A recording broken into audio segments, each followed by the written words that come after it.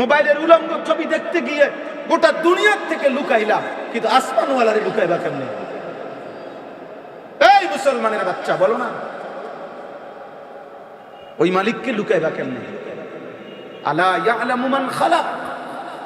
আল্লাহ বলে, বান্দা, যিনি সৃষ্টি করেছেন তিনি জানবেন না তার সৃষ্টি কখন কোথায় কি করছে?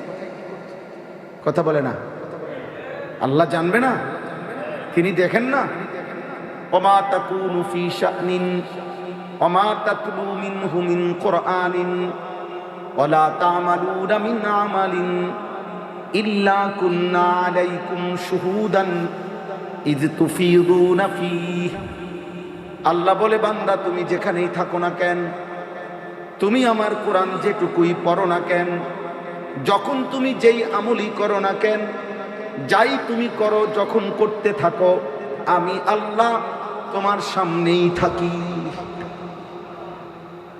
যাই করো, যখন করতে থাকো, আল্লাহ কোথায় থাকে? কুন্না আলাইকুম শুহুদান, আমি তোমার সামনে উপস্থিত থাকি, আমি দেখতে থাকি। মদের আড্ডায়, রাত গভীরে জুয়ার আড্ডায়, নারীর আড্ডায়, এটাও আমি দেখি। তাহাজ্জুদের সেজদায় চোখের পানি ফেলছে, আমি তাও দেখি। দেখি কিনা বলে? আল্লাহ তাআলা দেখতে থাকে, আল্লাহ তাআলা দেখতে থাকে। আব্বা, আল্লাহ তাআলা দেখতে থাকে। আল্লাহ আমাদেরকে বুঝ দান করে। এজন্য আমি একটা ছেলে, একজন বাবা, আপনাদের কবুল। আমার প্রথম কথা। দ্বিতীয় প্রসঙ্গ আমি বললে ইনশাআল্লাহ আরেকটা প্রসঙ্গ, যে আয়াতগুলো পড়ছি সেটা বলবো। প্রথম প্রসঙ্গ হলো এইটা, আপনারা আপনাদের অভিভাবক যারা আছেন, যারা ছেলের বাবা, মেয়ের বাবা, যারা স্ত্রীর স্বামী, আল্লাহর কসম আপনাদের প্রথম জিম্মাদারি আপনাদের পরিবারের ঈমান, আমল, আখিরাত। এটা আপনার প্রথম মুসলমান হিসাবে আমাদের প্রথম জিম্মাদারি, আমাদের অধীনস্থদের ঈমান, আমল, আখিরাত। এটার বোঝাপড়া করেন। বিদেশ পড়ে, চাকরি পড়ে, ব্যবসা পড়ে, দোকান পড়ে, এটার বোঝাপড়া করে, এটার বোঝাপড়া করে। আপনি তার সাথে এই বুঝপড়া করেন। আমরা আমাদেরকে শয়তান উল্টা বুঝাই দিছে।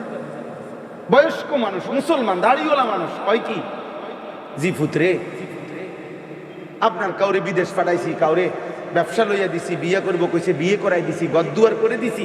হুজুর, এখন যদি আল্লাহ খোদা না মানে, নামাজ রোজা না করে, আমি কি করতে পারি? এই নি কথা ছিল ইসলামের, এই নি কথা ছিল। ইসলাম বুঝি আপনাকে বলছে আপনি গদ্দুয়ার, বিল্ডিং, দালান, টাকা পয়সার ব্যবস্থা করে দেন, আর নামাজ রোজার দায়িত্ব হলো তার নিজের। এটা নিয়ে ইসলামের বক্তব্য। আপনি তো উল্টায় ফেললেন। কোরআনুল কারীমে আল্লাহ বলেন, ওয়া'মুর আহলাকা বিস-সালাহ ওয়াসতাবির আলাইহা। আপনি আপনার পরিবারের সদস্যদেরকে নামাজের আদেশ করুন এবং নিজেও নামাজের উপরে মজবুত। ভাইয়া, তোমরা এই জায়গাটা কষ্ট দিচ্ছ কেন মানুষকে? এই যে এই মানুষরা যাইতে চায়, তোমাদের কষ্টের কারণে যাইতে পারছে না, এটার কি অর্থ আছে? তোমরা পিছনে যায় বসো, নাহলে চলে যাও,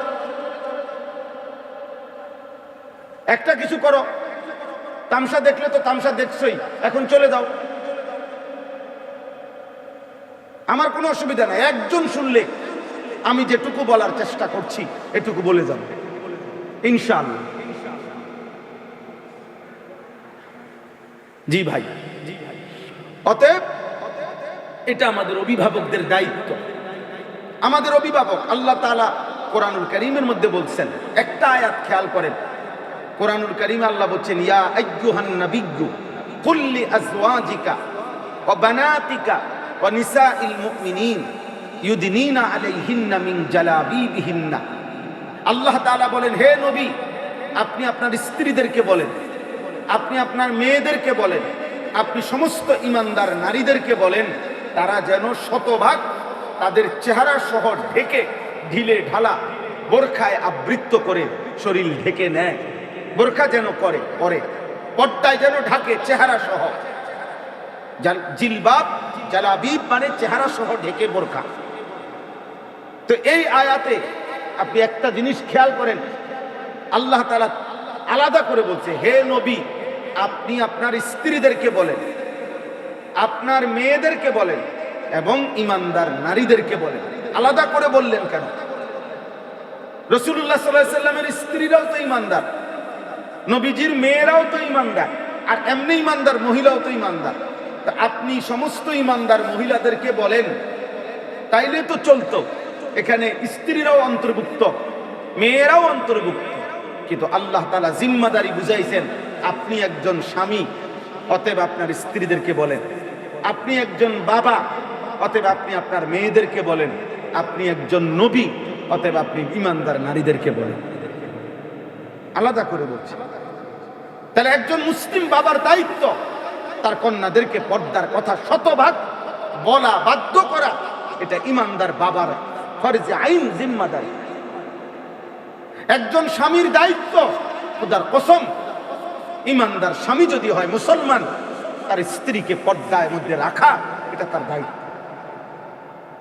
এটা তার দায়িত্ব। শুধু বাজার করে দেওয়া দায়িত্ব না, এটা আপনার জিম্মাদারি। আপনার স্ত্রী বেপর্দা, এর জন্য আপনি জবাবদিহি করতে হবে। আপনার মেয়ে বেপর্দা, এর জন্য আপনি জবাবদিহি করতে হবে। আপনারা অনেকেই জানেন, অনেকেই এই কথাটা শুনছেন যে দাইয়ুস জান্নাতে যাবে না, এটা জানেন? কথা বলেন না। নবীজি সাল্লাল্লাহু আলাইহি সাল্লাম বলছে দাইয়ুসের জন্য জান্নাত হারাম। এখন প্রশ্ন হলো দাইয়ুস মানে কি? আমাদের সমাজ মনে করে মহিলাকে বলে দাইয়ুস। যে মহিলা বেপর্দা করে, এই বেডিরে কয় মানুষে দাইয়ুস, কয় তাই মহিলা দাইয়ুস মহিলা। অথচ বিশ্বাস করেন নবীজি সাল্লাল্লাহু আলাইহি সাল্লাম বলছে দাইয়ুস মূলত মহিলা না, দাইয়ুস হলো পুরুষ। পুরুষ দাইয়ুস এই শব্দটি পুরুষবাচক শব্দ। ওয়াদাইয়ুস আল্লাযী ইউকিররু আহলাহু আল খুবুস, এটা হাদিসের শব্দ।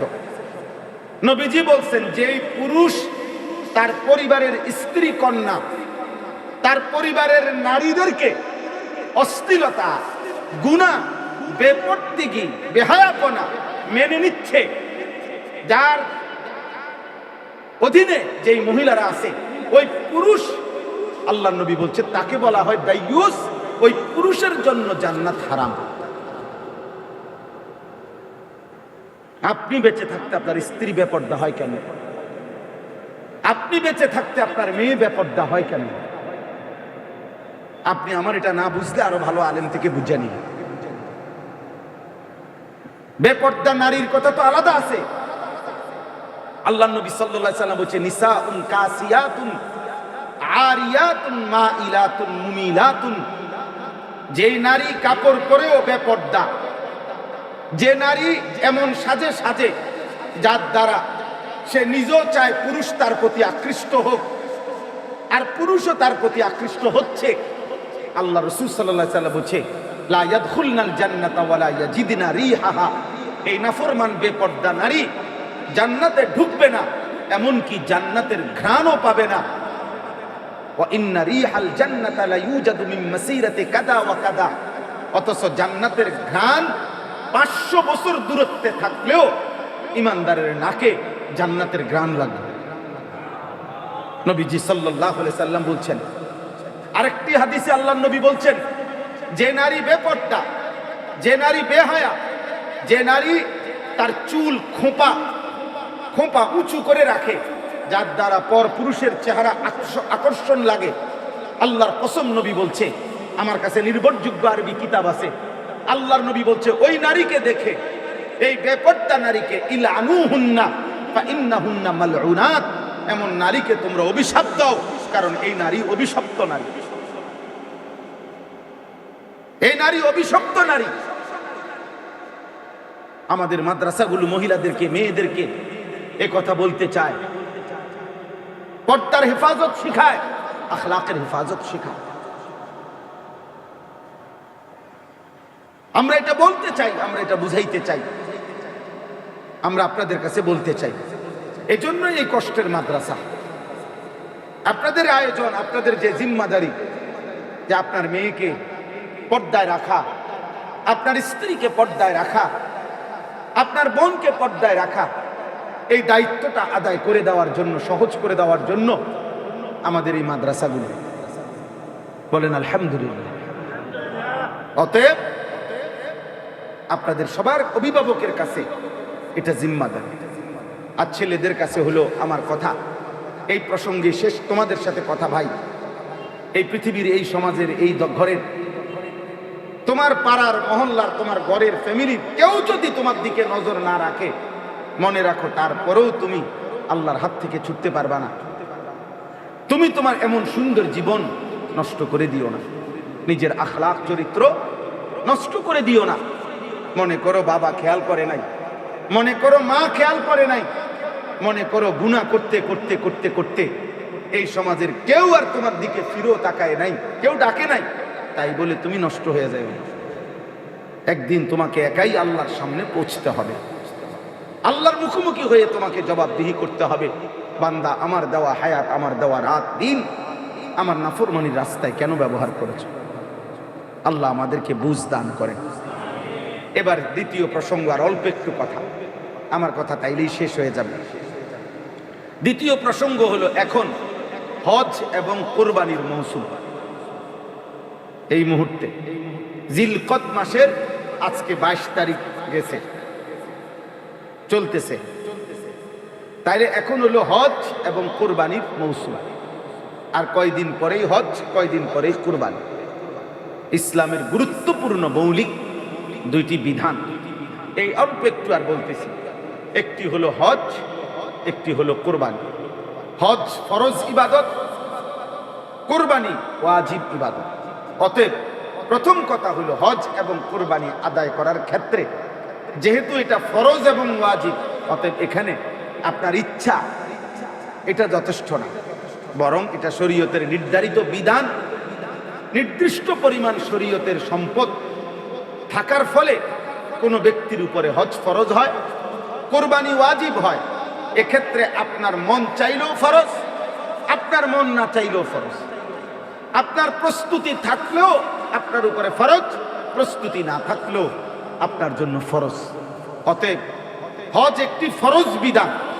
আমাদের সমাজের কোটি কোটি মুসলমান একেবারে ইচ্ছা করে, খামখেয়ালি করে, অসংখ্য মুসলমানের উপরে হজ ফরজ, কিন্তু ইচ্ছা করে না বুঝার ভান করে। বাদুর যেমন দিনের বেলা আলো ফুটলে বাদুর চোখ বন্ধ করে রাখে, আলো সহ্য করে না। উট পাখি ঝড় তুফান দেখলে বালুর মধ্যে মুখ লুকাইয়া রাখে, ইচ্ছা করে সে ঝড় তুফান দেখতে চায় না। আমাদের অসংখ্য মুসলমান বুঝে শুনে, উনি জানে উনি যদি আলেমের কাছে হিসাব চায়, বুঝতে চায়, তাইলেই উনার উপরে হজ ফরজ হবে।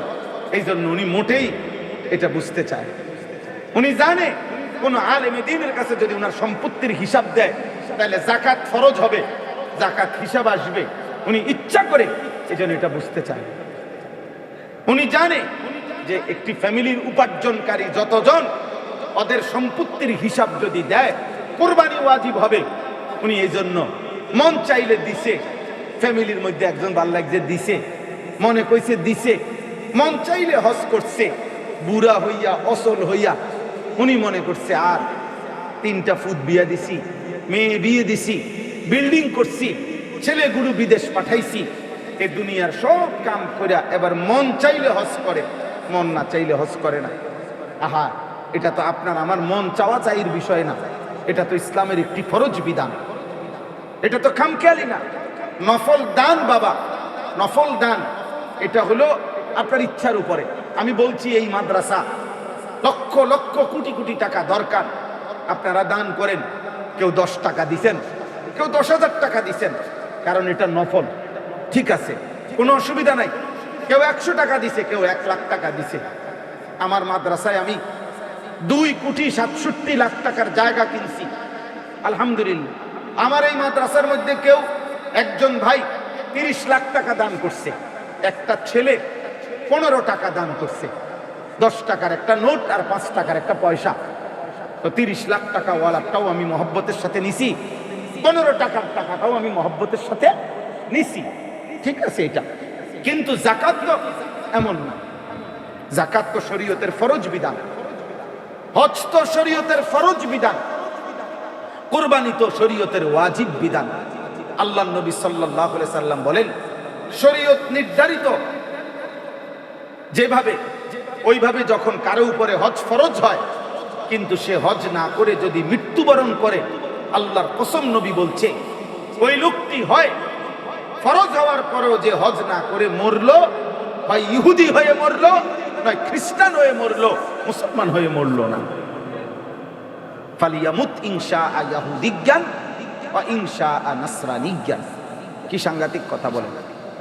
এর চাইতে ভয়ঙ্কর আযাব, বিপদ আর কোন পাপের ব্যাপারে নবীজি বলেন, আর কোন পাপের ব্যাপারে বলেন। এই কথাটা নবীজি বলছেন হজের ব্যাপারে। ফরজ সত্ত্বেও যে হজ করলো না, মরে গেল, নবীজি বলেন এটা হয় ইহুদি মরলো, নয় খ্রিস্টান মরলো। ফালা আলাইহি আন ইয়ামুতা ইয়াহুদিজ্ঞান ওয়ালা নাসরানিজ্ঞান। আমি জানি না, নবীজি বলেন আমি জানি না এটা কি ইহুদি মরলো না খ্রিস্টান মরলো, তবে এটা তো নিশ্চিত মুসলমান মরে না। কারণ নবীজি এটাও বলতো যদি যে লোকটি কি মুসলমান হয়ে মরলো না ইহুদি হয়ে মরলো না খ্রিস্টান, আমি জানি না, এভাবে বলেন, বলছে হয় ইহুদি মরছে না খ্রিস্টান মরছে। আপনাদেরকে আমি একটা উদাহরণ দিই, যে কয়জন শুনতেছেন, বিশেষ করে যারা উপার্জন করেন, বালেক উপার্জনকারী, বিবাহিত হোক অবিবাহিত হোক, বিদেশি হোক দেশি হোক, যারা রোজগার করেন, আপনারা শুধু শুনেন একটা উদাহরণ, একটা বলি। মনে করেন একজন ব্যক্তি, তার কাছে নিজের বসত বাড়ি, যে বাড়িটাতে সে থাকে, এটার অতিরিক্ত কিছু জমি আছে, আলগা ক্ষেত, এতটুকু জমি আছে যে জমির কিছু অংশ যদি সে বিক্রি করে, তাইলে হজের টাকা আর হজে যে কয়দিন থাকবে ওই কয়দিন সংসারের মধ্যম পন্থায় পরিবারের খরচের টাকা হবে। আর বাকি যেটুকু জমি আছে ওইটুকু জমি দিয়া হজের থেকে ফিরে আসলেও তার সংসার চলবে। বুঝেন না? আপনি আরো বাংলা ভাঙ্গা কই। মনে করেন কোন ব্যক্তির কাছে বসত ছাড়া 10 শতক জমি আছে, 10 শতক ধরে নিলাম, একটা উদাহরণ দিলাম। এখান থেকে বর্তমানে হজ্জের এখানে মধ্যম মানের খরচ 6.5 লাখ টাকা। 6.5 লাখ টাকা হইলে অনায়াসে হজে যাওয়া যায়। 45 দিন আসা যাওয়া সব মিলাইয়া সর্বোচ্চ, তো এই 45 দিন বাবদ 6.5 লাখ টাকা, আর 45 দিনে বউ বাচ্চার সংসারের খরচের জন্য ধরে নেন 1.5 লাখ টাকা। আমি ধরলাম, কত হইল? 6.5 আর 1.5 লাখে কত? 8 লাখ টাকা। এই হলো কত? 8 লক্ষ টাকা। এখন ওই যে 10 শতক জমি, এই জমির থেকে মনে করেন এই লোকটার আছে দুইটা জিনিস, এই বসতটা আছে আর ওইখানে 10 শতক জমি আছে। আলগা ব্যবসাও নাই, দোকানও নাই, চাকরিও নাই, ফুতো বিদেশ নাই, আর কোথাও কোনো কামাই নাই, এই দুইটাই শুধু। বিটাটা আছে আর এই 10 শতক জমি চাষবাস করিয়া হে খায়, সংসার চালায়। কথা বুঝছেন? আচ্ছা, এখন যদি 3 শতক জমি বিক্রি করে, তো মনে করেন 3 লাখ টাকা করে, 3 তিরিকা 9 লাখ। 4 শতক জমি যদি বিক্রি করে, তাহলে 2 লাখ টাকা করে ধরেন, 4 দুগুণে 8 লাখ। আমি ধরলাম আর কি একটা। তাহলে এই 3 শতক জমি বিক্রি করে যে 9 লাখ টাকা হইল, এই 9 লাখ টাকা দিয়া হজের টাকা 1.5 মাসের সংসারের টাকা হয়নি? কথা বলে না? হয় কি না?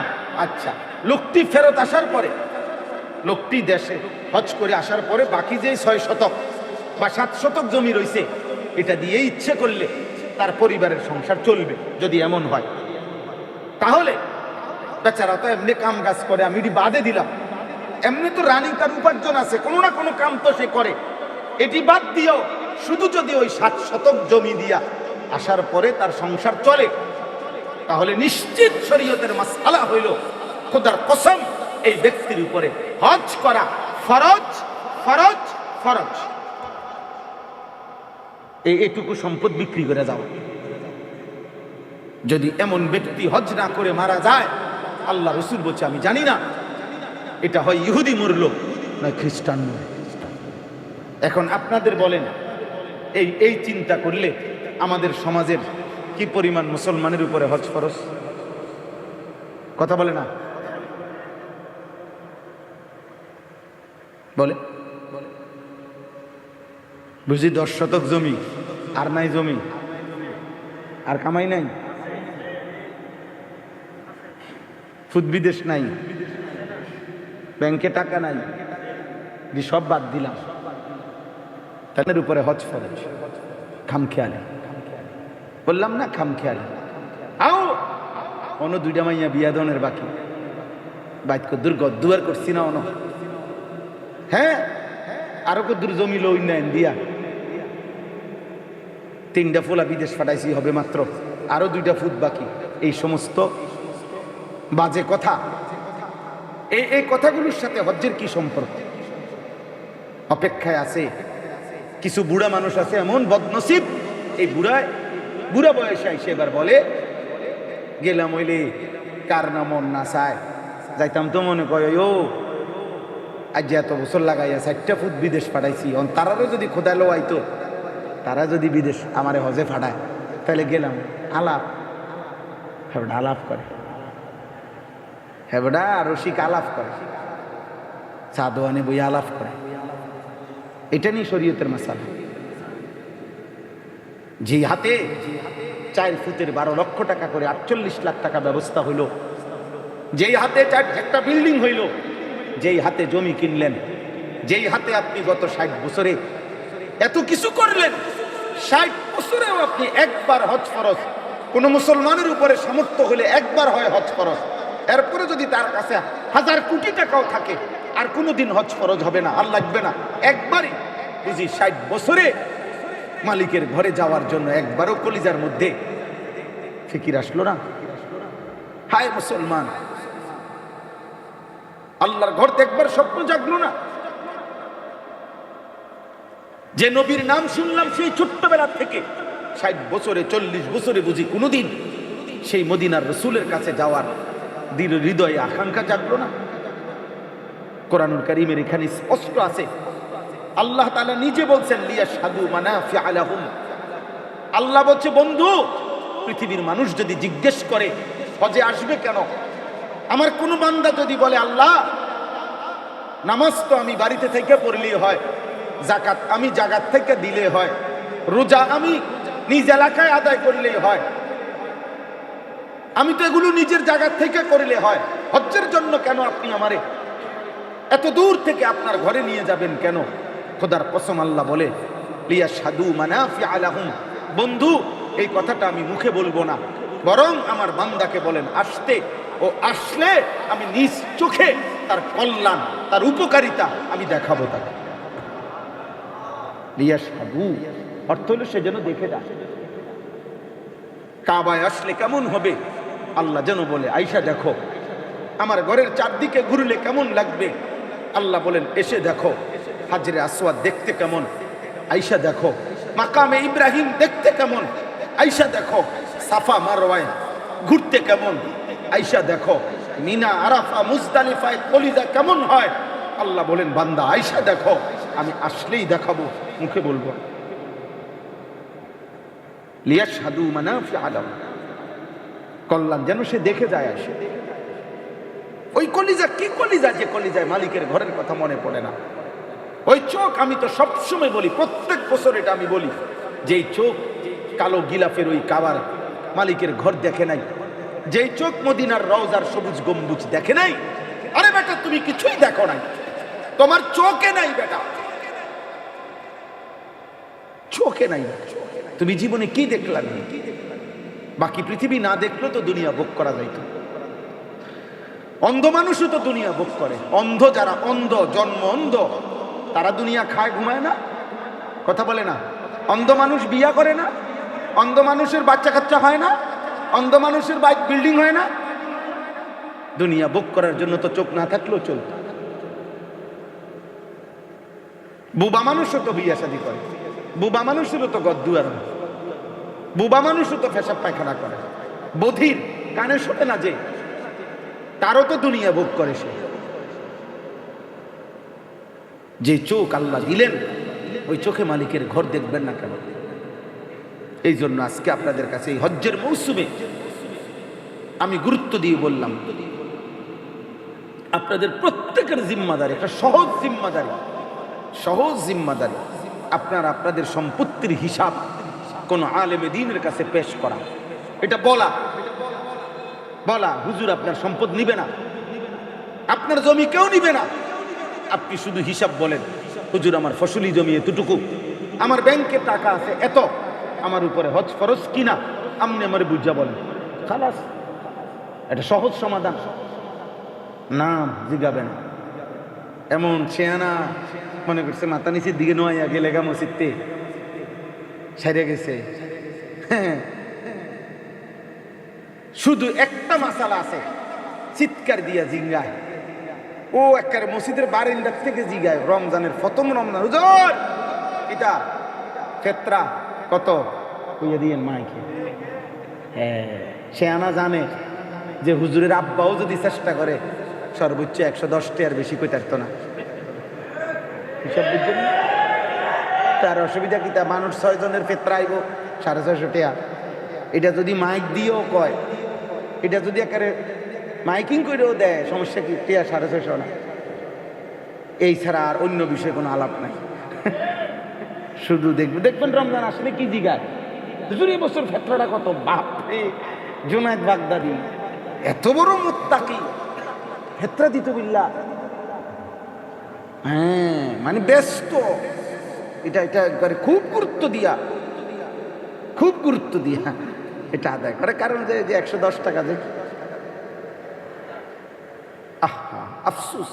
অথচ কোরআনুল কারীমের মধ্যে আল্লাহ তাআলা বলছে কিয়ামতের দিন যে যাকাত আদায় করবে না, খোদার কসম আল্লাহর কোরআনে আল্লাহ বলছে তার সম্পত্তিগুলো গোলাকার ফুটবলের মতো গোল বানাইয়া জাহান্নামের আগুনে পোড়াবে, এরপরে ওই আগুনের গোলাকার কুণ্ডুলি বলের মতো সম্পত্তির এই আগুনের গোলা দিয়া তার কপাল এবং কোমর এবং পিঠ, এই 3 জায়গায় হাসরের ময়দান যতক্ষণ চলবে ততক্ষণ দাগ লাগানো হবে, দাগ লাগানো। ইয়াউমা ইউহমা আলাইহা ফি নারি জাহান্নাম ফাতুকওয়া বিহা জিবাহুহুম ওয়া জুনুবুহুম ওয়া যুহুরুহুম। হাসরের ময়দান কতক্ষণ? কথা বলেন, হাসরের ময়দান কতক্ষণ? 3 ঘন্টা, 3 দিন, 30 দিন, 50 আলফ সানা, 50,000 বছর। কতদিন? এটা কোরআন শরীফের আয়াত, সরাসরি কোরআনের আয়াত। 50 আলফ সানা, 50,000 বছর। আল্লাহ আমাকে মাফ করে দেন, বলেন ভাই আমার বাপ। অতএব কতটা গুরুত্বপূর্ণ যাকাত, আপনার হিসাব নেওয়া জরুরি। লক্ষ লক্ষ মহিলাদের উপরে কোরবানি ওয়াজিব, প্রতিনিয়ত কোরবানি ওয়াজিব। কোরবানির 3 দিন কারো কাছে যদি প্রয়োজনের অতিরিক্ত 52.5 ভরি রূপার সমপরিমাণ টাকা থাকে, তার উপরেই কোরবানি ওয়াজিব। আমি আজকেও মাগরিবের আগে জিগাইছি আমার পরিচিত স্বর্ণকারের কাছে, 2 দিন পর পরে জিগাই, আজকেও জিগাইছি। 3600 টাকা 1 ভরি রূপা, 1,90,000 টাকা 52.5 ভরি রূপার দাম। তাহলে কোনো মহিলার মনে করেন 1 ভরি স্বর্ণ আছে, মহিলার ব্যক্তিগত 10,000 টাকা আছে জমা, এই দুইটা একত্র করলে ঈদের দিন যদি 1,90,000 টাকা দাম হয়, খোদার কসম এই মহিলার উপরে কোরবানি ওয়াজিব। এখন বলেন 1 ভরি স্বর্ণ আর 10,000 টাকা একত্র করলে 1,90,000 হবে নি? কথা বলে না? বেশি হবে। 1 ভরি স্বর্ণের দাম তো 2 লাখ টাকার উপরে। বলে 7.5 ভরি স্বর্ণ কি? 7.5 ভরি স্বর্ণ হলো যেই মহিলার কাছে 1 তোলা রূপাও নাই, 5,000 10,000 টাকাও উদ্ধৃত জমা নাই, শুধু স্বর্ণ আছে, শুধু স্বর্ণ, স্রেফ স্বর্ণ, ওই মহিলার স্বর্ণের হিসাব হইল 7.5 ভরি। আর যদি স্বর্ণ আছে, টাকা আছে, স্বর্ণ আছে, কিছু রূপা আছে, তাহলে দুইটা মিলাইয়া 52.5 ভরির রূপার হিসাব করতে হবে, তাহলেই কোরবানি ওয়াজিব। তাহলে বলেন তো কি পরিমাণ মহিলার উপরে কোরবানি ওয়াজিব? কই আমরা আদায় করি? কথা বলেন না, আদায় করি আমরা? কি পরিমাণ পুরুষের উপরে করব? ওই ছেলে বিদেশ থেকে টাকা পাঠাইছে বাইক কোরবানির সময় 30,000 টাকা বাপ মার নামে কোরবানি দিছে, কিও কোন তোমার কোরবানি দিছুনি? হ্যাঁ দিছি, আমরা ভাই কোরবানি দিছে, হেরার ভাই কোরবানি দিছে।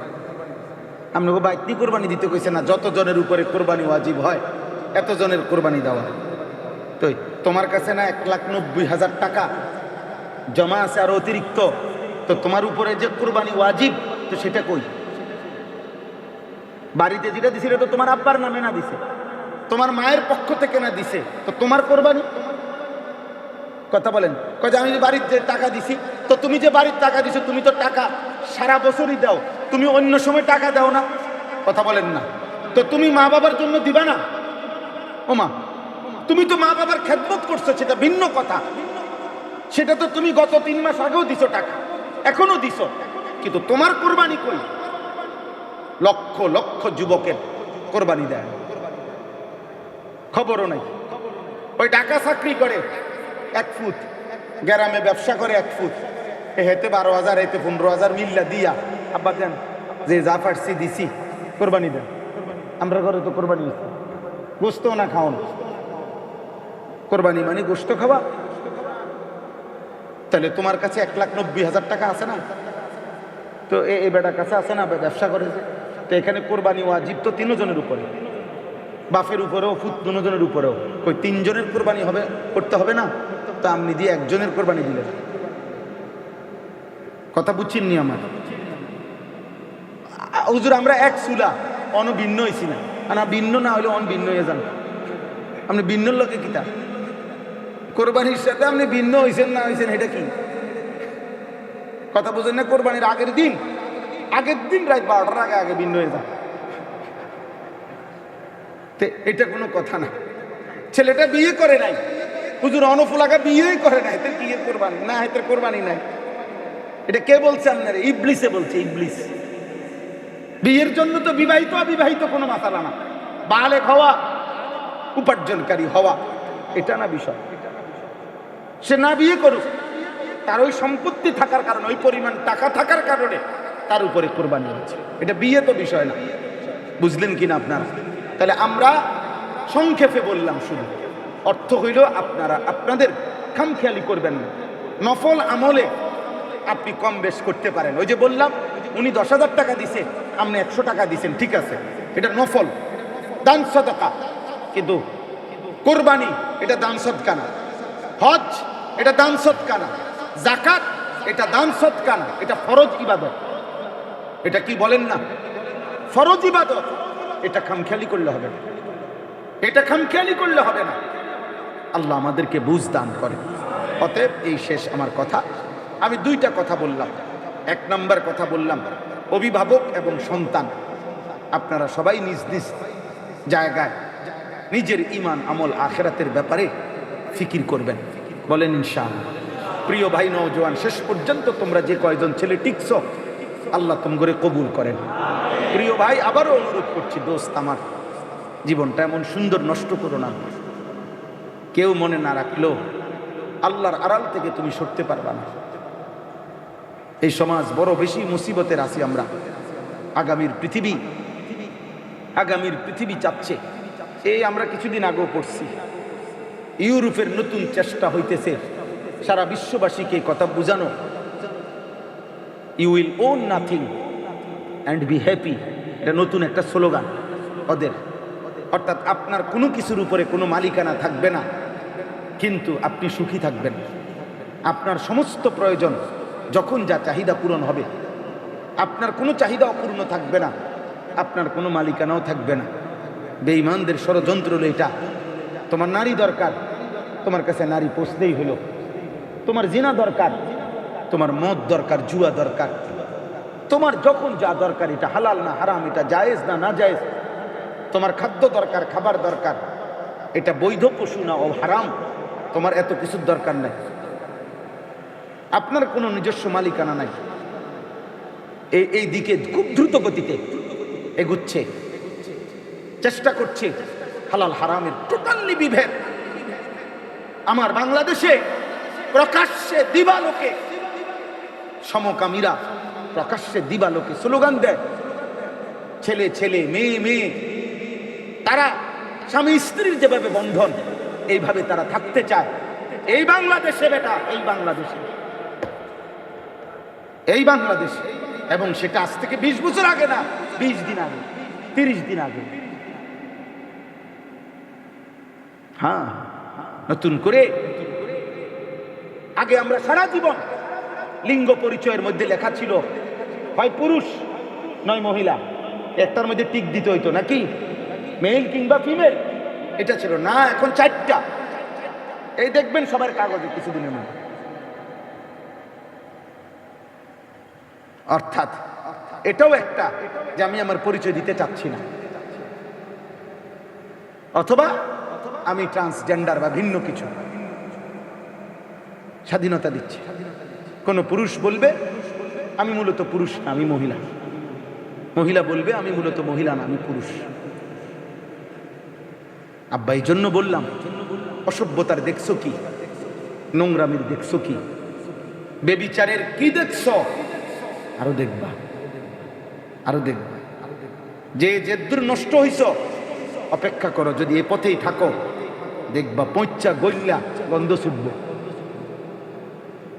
চলতে থাকো, কোনো অসুবিধা নাই, একদিন দেখবা দুর্গন্ধ ছুটছে গায়ে, একদিন দুর্গন্ধ ছুটবে, একদিন আর হালাল পবিত্র কোন নারীর সন্ধান পাবে না। এটাই সমস্যা। সবার নজর, সারা বিশ্বের নজর, আমার দেশেরও সবার নজর কওমি মাদ্রাসা। কওমি মাদ্রাসা বাইরে গেছে, কওমি মাদ্রাসা বাইরে গেছে। কওমি মাদ্রাসাটা যেমনি হোক কণ্ঠরোধ করে দাও, শ্বাসরোধ করে দাও। সবার নজর, সবাই মন্তব্য, আমরা বেশি বাইরে গেছি। কারণ উম্মতের শেষ চিৎকার দিচ্ছি আমরা যে হে আল্লাহর বান্দা ফেরো। গুনাহ ইজ্জত দেয় না, গুনাহ সুখ দেয় না, হারাম কোনোদিন তৃপ্তি দেয় না। এখনো ওলামায়ে কেরাম চিৎকার দিচ্ছে মাঠে ময়দানে, আর নাফরমান মুরতাদ আল্লাহদ্রোহীরা চেষ্টা করছে আমাদেরই কণ্ঠরুদ্ধ করে দিতে। কোরআনুল কারীমের মধ্যে আছে, আল্লাহ বলছে কুল আরাআইতুম ইন আহলাকানি আল্লাহু, না ঠিক আছে নি আয়াতটা, সূরা মুলক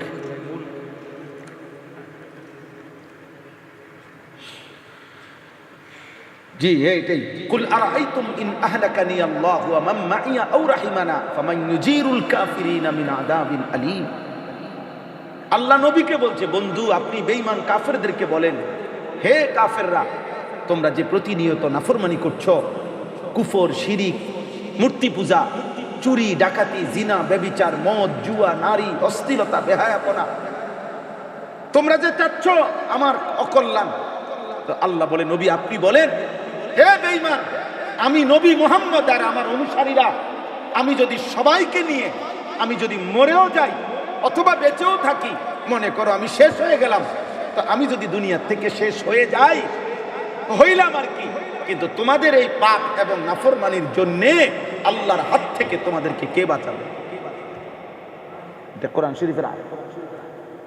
আচ্ছা ঠিক আছে, আমি চলে গেলাম, আর মাদ্রাসা বন্ধ হয়ে গেল আর কি, মসজিদগুলো বন্ধ হয়ে গেল আর কি, এই মোল্লা মৌলবী সব ব্রাশ ফায়ারে গুলি দিয়ে শেষ হয়ে গেল আর কি, কিন্তু এরপরে তোমাদের জিনা, ব্যভিচার, মদ, জুয়া, তোমাদের সুদ, ঘুষ, তোমাদের কিস্তি, তোমাদের হারাম, তোমাদের চরিত্রহীনতার জন্য যে পাপ হচ্ছে, তো আল্লাহর হাত থেকে কে বাঁচাবে? কথা বলেন না, বলো না একটা ছেলে, ভাই বলো, মনে করো আমরা মরেই গেলাম, তো এতে করে তুমি কবরের আযাব থেকে বাঁচা যাবে? মনে করো মাদ্রাসা বন্ধ হয়েই গেল, সারা বাংলাদেশের কওমি মাদ্রাসা, তো এতে করে বাকি মানুষগুলো জাহান্নামের আযাব থেকে বাঁচা যাবে? তো আমি মরলেই কি, বাঁচলেই কি? এইটাই আয়াতের কি সাংঘাতিক কথা দেখছি না। ইন আহলাকানি আল্লাহু ওয়া মান মাইয়া আও রাহিমানা ফামান ইউজিরুল কাফিরিন। আল্লাহ আমাদেরকে মাফ করে দেন। চলো ভাই আল্লাহর দিকে ফিরি। আগামীর পৃথিবীতে ইসলামই আমাদের শেষ ঠিকানা, আল্লাহর সেজদাই আমাদের শেষ গন্তব্য। সেজদাই আমাদের কামিয়াবি।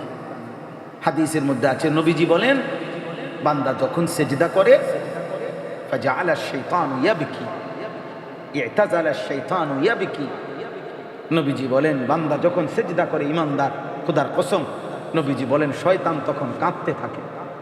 ইয়াবকি, শয়তান কাঁদে, শয়তান কাঁদে। কেন? নবীজি নিজে বলছে, শয়তান তখন বলে হায় হায় আল্লাহর বান্দা, এটা সেই সেজদা যে সেজদাটি না দেওয়ার কারণে আমি চির বিতাড়িত হইলাম। এটাই সেই সেজদা যা দেওয়ার কারণে তুমি এখন আল্লাহর প্রিয় হয়ে গেল। ওই সেজদার দিকে তাকাইলে, এটাই তো নিয়ম। মানুষ পিছনের কথা মনে পড়ে। আমি আজ থেকে 20 বছর আগে কুমিল্লা মুরাদনগর, আমি এক জায়গায় রাত্রেবেলা মাহফিলে যাওয়ার সময় আমার ডাকাইতে ধরছিল, বুঝছেন, সিএনজিতে তখন মাহফিলে যাইতেছিলাম, আর যাইতে পারি নাই ওই মাহফিলটাতে। ডাকাতে ধরছিল, আমার সাথী ড্রাইভার সবাই সব কিছু নিয়ে গেছিল, অনেকক্ষণ দাঁড় করাইয়া ফেরত দিয়ে দিছে। যাই হোক, তো ওই জায়গায় এই রাস্তাটা দিয়া পরবর্তীতে আজকে 20 বছর পরেও আমি ওই দিকটা তো প্রায় সময় মাহফিলে যাই, এখনো গেলেই আমার সাথে গাড়িতে যারা থাকে, আমি একবার ওই ওইটা কই, ওই জায়গা ডাকাতি ধরছি, ওটা আমার দেখলেই মনে পড়ে। ইবলিস সেজদা দেখলেই মনে পড়ে, সেজদা দেখলেই কাঁদে। এই সেই সেজদা যে সেজদা একবার না দেওয়াতে আমারে বিতাড়িত করে দিছে। এটাই সেই সেজদা যে সেজদা দেওয়াতে আল্লাহর এই বান্দা আল্লাহর প্রিয় হয়ে গেছে। এজন্য সেজদাবিহীন যুবক, তোকে নিয়ে শয়তান খুশি থাকে, আর সেজদাওয়ালা যুবক, তোকে নিয়ে তোর রব খুশি থাকে। এজন্য চলো সেজদা দেব ইনশাআল্লাহ, 5 ওয়াক্ত নামাজ পড়বো ইনশাআল্লাহ। আল্লাহ তাআলা কবুল করে নেন। এই মাদ্রাসা কেমনে দোয়া করলে এগুলো হয়ে যাব আমি তো বুঝি না, বাকি হয়ে যাবে ইনশাআল্লাহ, হবে ইনশাআল্লাহ। ইখলাস থাকলে, তাকওয়া থাকলে, গুনাহমুক্ত পরিবেশ থাকলে ইনশাআল্লাহ হবে, ইনশাআল্লাহ। এই পৃথিবীর অসংখ্য জামিয়া মাদ্রাসা, যেখানে হয়তো প্রতিষ্ঠাতারা কবরে চলে গেছে, উদ্যোক্তারা কবরে চলে গেছে, কিন্তু সেখানে হাজার ফুল ফুটছে। দারুল উলুম দেওবন্দ সেদিন একটি গাছের নিচে একজন ছাত্র আর একজন উস্তাদ নিয়ে একটি ডালিম গাছের নিচে, আজ থেকে 160 বছর আগে শুরু হয়েছিল দারুল উলুম দেওবন্দ মাদ্রাসা, আমাদের এই কওমি মাদ্রাসার প্রথম মাদ্রাসা। আজকে 160 বছর ধরে সারা পৃথিবীময় হাজার হাজার লাখো কওমি মাদ্রাসা আছে। চারিদিকে এই গাছের শাখা ছড়িয়ে আছে। ওনারা জানতেনও না এতটুকু ছড়াবে, আল্লাহ চাইছেন তো ছড়ায় গেছে। এজন্য ইনশাআল্লাহ আমরাও দোয়া করি, এই ইব্রাহিমিয়া রজবিয়া এই মাদ্রাসাটি আল্লাহ তাআলা কবুল করে নেন। আল্লাহ তাআলা এই মাদ্রাসার সমস্ত জরুরত পূরণ করে দেন। আপনারা ছেলের আব্বা, তোমরাও দিও আব্বা, যেই দিক করছে মহব্বতে দ্বীনের জন্যই করছে, যেমনি হোক এ পর্যন্ত হইছে। অবাক করা বিষয়, একটি গ্রামে এতটা নিভৃত এলাকার মধ্যে এত বড় সুন্দর ভবন হইতেছে, আল্লাহ চাইতো একদিন হবে। এজন্য প্রত্যেকটা ছেলে আব্বা তোমাদের কাছে অনুরোধ করি, দিল খুলে প্রতিনিয়ত দান করো। 100 টাকা দিয়ে, 1000 টাকা দিয়ে, 500 টাকা দিয়ে, বয়স্ক বাবা চাচারা যেই মাদ্রাসা করুক, মনে করেন এই কোনোদিন আপনার নাম স্মরণ করলো না, ওরা চিনলেও না আপনার 500 টাকার কারণে, হয়তো আপনার চিনেও নাই, কিন্তু খোদার কসম আসমানওয়ালা রব যার সন্তুষ্টির জন্য দিছেন তিনি চিনবে। কথা বলে না? আল্লাহ ভুলবে কোন দিন? আল্লাহ ভুলবে কোন দিন? কোনদিন? আল্লাহ ভুলবে কোন দিন? কোনদিন, কোনদিনও। আল্লাহ তাআলা বলছে যেন একটি চারা লাগায় রাখো, আমি সেটাকে 100 দানা বানাবো, 100 দানাকে 700 দানা বানাবো, 700 দানাকে বাড়াইতে থাকবো। কিয়ামতের দিন দেখবা একটি ছোট্ট নুড়ি, মানে একটি পাথরের কণা একটা হিমালয় পর্বত সমান নেকি হয়ে গেছে। কামাসালি হাব্বাতিন আমবাতাত সাবআ সানাবিল ফি কুল্লি সুম্বুলাতিন মিআতু হাব্বা। এজন্য প্রতিনিয়ত এক মুমিনের সিফাত মনে রাখবেন, এটা একজন ইমানদারের বৈশিষ্ট্য, প্রতিদিন নামাজ পড়বে, প্রতিদিন দান সদকা করবে, কম হোক 1 টাকা হোক 100 টাকা হোক। আল্লাহ আমাদেরকে তৌফিক দান করেন। আল্লাহ তাআলা এই মাদ্রাসা কবুল করে নেন। আপনারা আপনাদের হজ, কুরবানি, যাকাত উপযুক্ত আলেম থেকে আপনাদের সম্পত্তির হিসাব দিয়ে আপনারা জেনে নেওয়ার চেষ্টা করবেন। আমরা দিল থেকে বললাম, আমরা শুনাইলাম, এরপরে যদি কদর না করেন, মূল্যায়ন না করেন, এই কথা কোনো অসুবিধা নাই। হাসরের ময়দানে আপনিও থাকবেন, আমরাও থাকব। আপনি যখন বলবেন আল্লাহ আমি বুঝি নাই, তখন আমি বলবো আল্লাহ আমি বলছি। আমলনামা খোলেন, এই ডাকাতের আমলনামা খোলেন। 2026 সাল মে মাসের 8 তারিখ আপনি খোলেন, পৃষ্ঠা খুলেন, তখন তো পৃষ্ঠার মধ্যে হিসাব আইব আমরা আপনারে শুনাইছি। আসবে কিনা? ونستعينه ونستغفره ونؤمن به ونتوكل عليه ونعوذ بالله من شرور أنفسنا ومن سيئات أعمالنا من يهده الله فلا مضل له ومن يضلله فلا هادي له ونشهد أن لا إله إلا الله وحده لا شريك له ونشهد أن سيدنا وحبيبنا ومولانا محمدا عبده ورسوله أما بعد فأعوذ بالله من الشيطان الرجيم بسم الله الرحمن الرحيم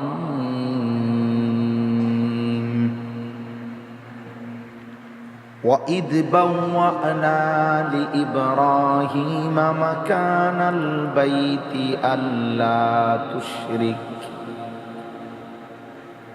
ألا تشرك بي شيئا وطهر بيتي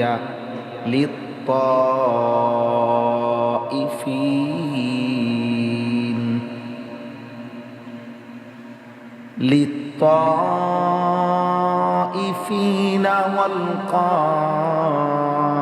والقائمين والركع السجود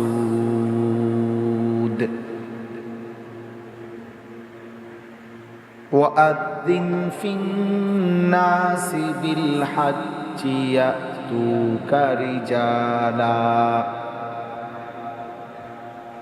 يأتوك رجالا وعلى كل ضامر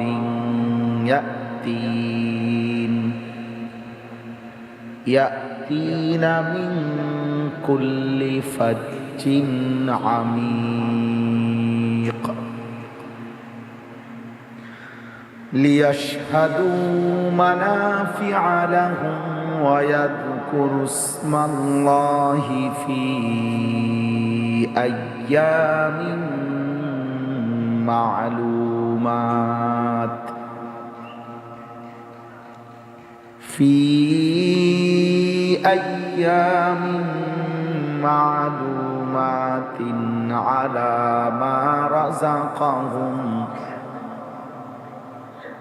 على ما رزقهم من بهيمة الأنعام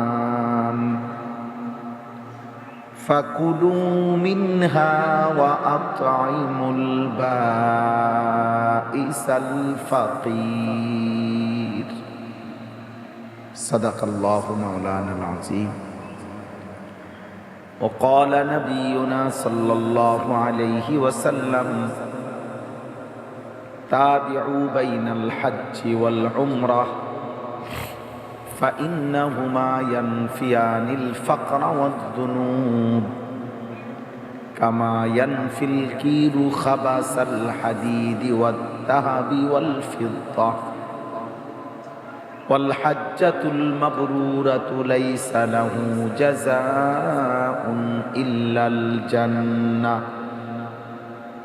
اللهم صل على محمد وعلى آل محمد كما صليت على إبراهيم وعلى آل إبراهيم إنك حميد مجيد اللهم بارك على محمد وعلى آل محمد كما باركت على إبراهيم وعلى آل إبراهيم إنك حميد مجيد سبحانك لا علم لنا إلا ما علمتنا إنك أنت العليم الحكيم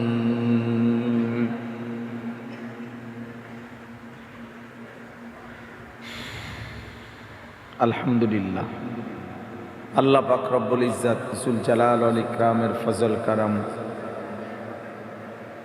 রব্বুল আলামিনের অপরিসীম ইহসান মেহেরবানি দয়া আল্লাহ তাআলা আমাদেরকে আজ 8 মে 2026 রোজ শুক্রবার এটা চান্দিনা কুমিল্লা জেলা চান্দিনা উপজেলাধীন নবাবপুর কৈকুরি ইব্রাহিমিয়া রজবিয়া দাওরায়ে হাদিস মহিলা মাদ্রাসার উদ্যোগে 2 দিনব্যাপী ইসলামী মহাসম্মেলনের আজকের এই প্রথম দিনের শেষ বেলায় এই পর্যন্ত আল্লাহ তাআলা আমাদেরকে আল্লাহর জন্যই জমা হওয়ার বসবার আসবার তৌফিক দান করেছেন আলহামদুলিল্লাহ। নওজোয়ান ভাই তোমরাই কয়েকজন দাঁড়ায় রইলা কি বুঝে?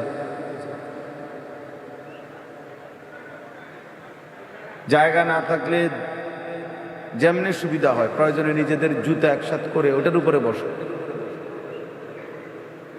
আল্লাহর কথা বসে শুনলে কলিজায় বসে, দিলে বসে, মনোযোগ দিয়ে শুনলে ফায়দা হয়। এর চাইতে মনোযোগ যদি না হয়, আগ্রহ যদি না থাকে, তার চাইতে না শুনলেই ভালো।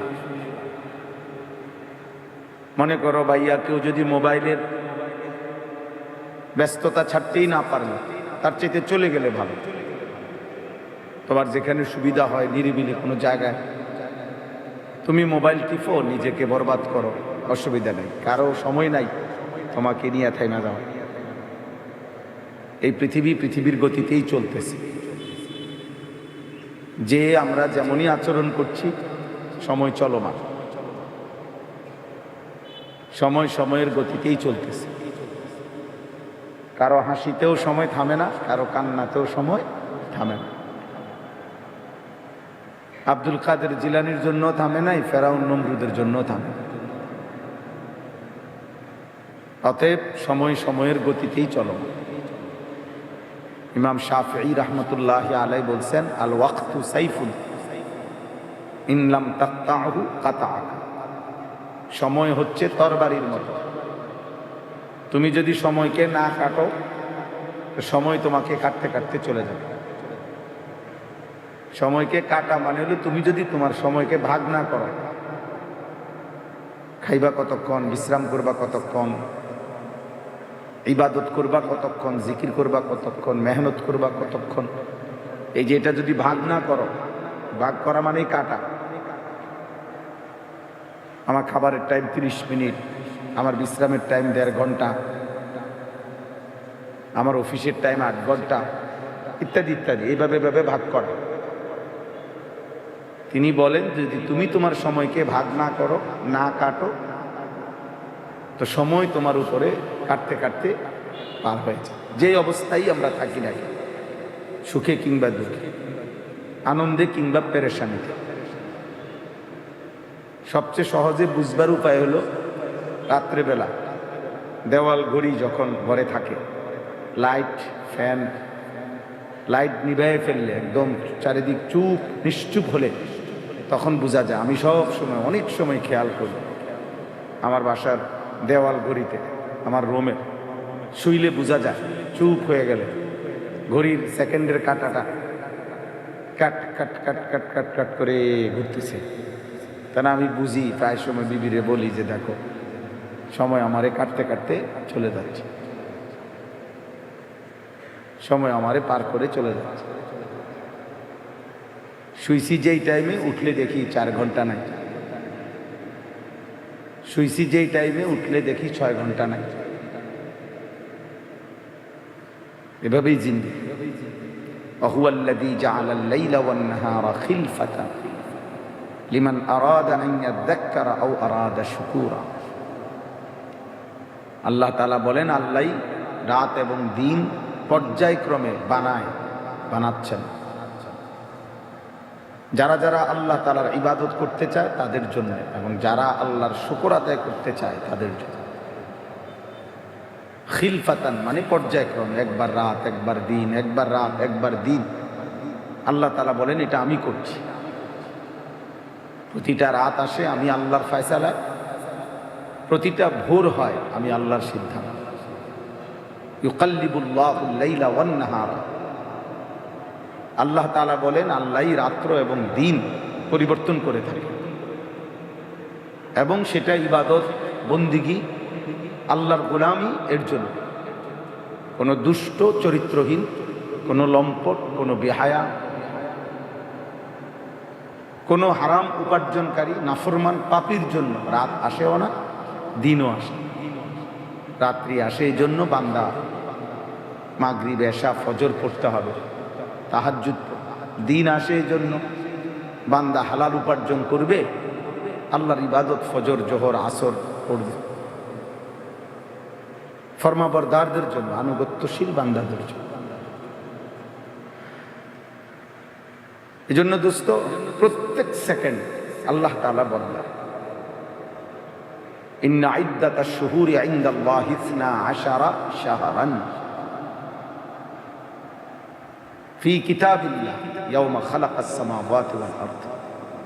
আল্লাহ তাআলা বলেন আসমান এবং জমিন সৃষ্টির শুরুর দিন থেকে আমি আল্লাহর তাকদীরের ফয়সালা অনুপাতে পৃথিবী সৃষ্টির প্রথম দিনেই, শুরুতেই, সূচনাতেই আমি 12টি মাস আমি আল্লাহই নির্ধারণ করে দিয়েছি।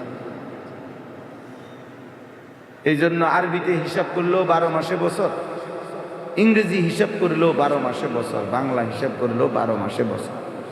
তো এই 12 মাসে বছর কেন? 12 এই সংখ্যাটি কে ঠিক করল? আল্লাহ বলেন এটা আমি ঠিক করেছি।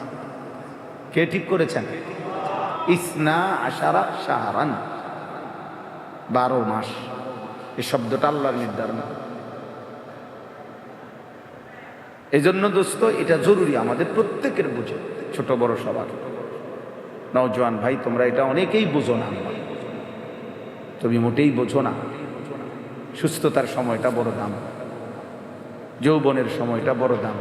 সমস্ত আম্বিয়া কেরাম, নবীগণ, কোরআনুল কারীমের মধ্যে আছে আল্লাহ তাআলা বলেন আমি যখন তাদেরকে যৌবনে পৌঁছাইলাম, তো এবারই আমি তাদেরকে সমস্ত জিম্মাদারি, মানুষকে আল্লাহর দিকে ফেরানোর দায়িত্ব তখনই শুরু করতে বললাম। সুস্থ সবল পূর্ণাঙ্গ, ওয়ালাম্মা বালাগা আশুদ্দাহু আতাইনাহু হুকমান ওয়া ইলমা। যখন যৌবন পূর্ণ হলো আমি আল্লাহ তাআলা হিকমত, ইলম দান করলাম। আল্লাহ তাআলা সবচেয়ে বেশি নিয়ামত বান্দা প্রাপ্ত হয় যৌবনকালে, সুস্থ সবল কালে। কিন্তু আফসোস হলো বেঈমান দুশ্মন ধারাবাহিকভাবে আমাদেরকে একেবারে সামান্য একেবারে মামুলি গুনাহ, বেহুদা একেবারেই সামান্য কাজে আমাদের নওজোয়ানদের লক্ষ লক্ষ মিনিট সময় হায়াত শেষ করে। 8 ঘন্টায় হিসাব নিলে দেখবেন সর্বোচ্চ 1 প্লেট চটপুটি খাইছে, 10 টাকার বুট বাদাম খাইছে, আর কিছুই করে না। 7-8 ঘন্টা পরে জিজ্ঞাসা করবেন যে আব্বা কি করছো তোমরা এই পর্যন্ত? কিছুই করে। 8 ঘন্টা, অথচ পৃথিবীতে আন্তর্জাতিক কর্মের ঘন্টা হলো 8 ঘন্টা। 8 ঘন্টাতেই শ্রমিকের ঘন্টা, ডিউটি। 8 ঘন্টাতেই বেতন হয়। 8 ঘন্টার কর্মস্থলের কর্ম দিয়েই লক্ষ লক্ষ মিল, ফ্যাক্টরি, গার্মেন্টস কর্মস্থল চলে।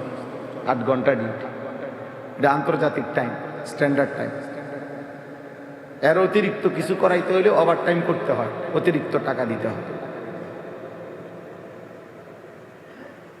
তাহলে 8 ঘন্টায় শ্রমিকের পুরা ফ্যামিলির উপার্জন আসে আল্লাহর পক্ষতে দয়া।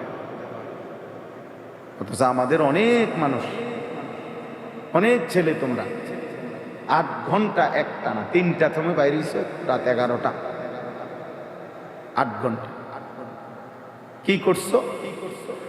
এ ঘুরছি গাড়ছি। কি করছো? তেমন কিছুই না।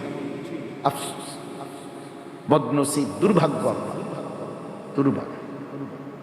সুস্থ সবল মানুষ এত বোকা হয় না, এত বেওকুফ মানুষ হয় না। জন্তু জানোয়ার হইতে পারে, চতুষ্পদ জানোয়ার হইতে পারে, মানুষ হইতে পারে। 8 ঘন্টা মাটি কাটলেও ইনকাম হতো, 8 ঘন্টা বুট বাদাম বেচলেও ইনকাম হতো, 8 ঘন্টা মোবাইল টিফলা, বিনিময়ে অর্জন কি? বন্ধুদের সাথে আড্ডা দিলা, বিনিময়ে অর্জন কি? দুনিয়ার কি অর্জন, আখিরাতের কি অর্জন?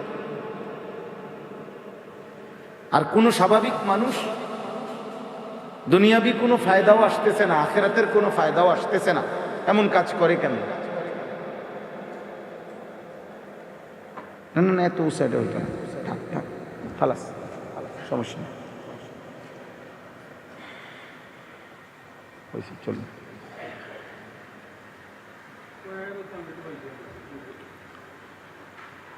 তো এই জন্য ভাই একটা বালিশ নিয়ে আসেন, তাহলে তো হইলো ছোট একটা বালিশটা, ছোট সাইজের। তো এই জন্য আমি শুরুতে এটা প্রসঙ্গক্রমে বললাম আর কি, সময়ের বড় কদর করা উচিত, সময়ের বড় কদর করা উচিত। আমরা কিতাবে পড়ছি, একটা প্রসিদ্ধ কিতাব আছে, কিমাতুজ জামান ইনদাল উলামা। যুগে যুগে জ্ঞানী গুণী ওলামাদের নিকট সময়ের কদর, আরবি কিতাব। সারা পৃথিবী বিখ্যাত বুজুর্গ আলেম শেখ আব্দুল ফাত্তাহ আবু হুদ্দা রাহমাতুল্লাহ আলাইহি, উনি লিখছেন আরব বিশ্বের সবচেয়ে জনপ্রিয় কিতাবের একটা কিতাব।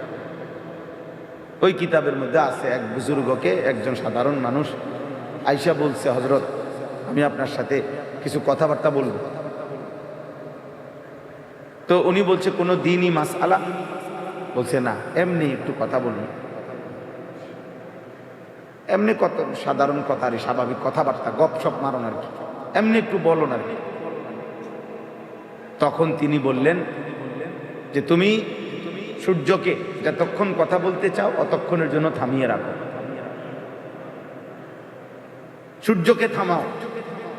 যদি তুমি থামায় রাখতে পারো তাহলে তুমি যতক্ষণ থামায় রাখতে পারবা আমি অতক্ষণ কথা বলবো, আর যদি না পারো তাহলে আমার হায়াতের 1 মিনিট বেহুদা নষ্ট করার কোনো অধিকার তোমার নাই।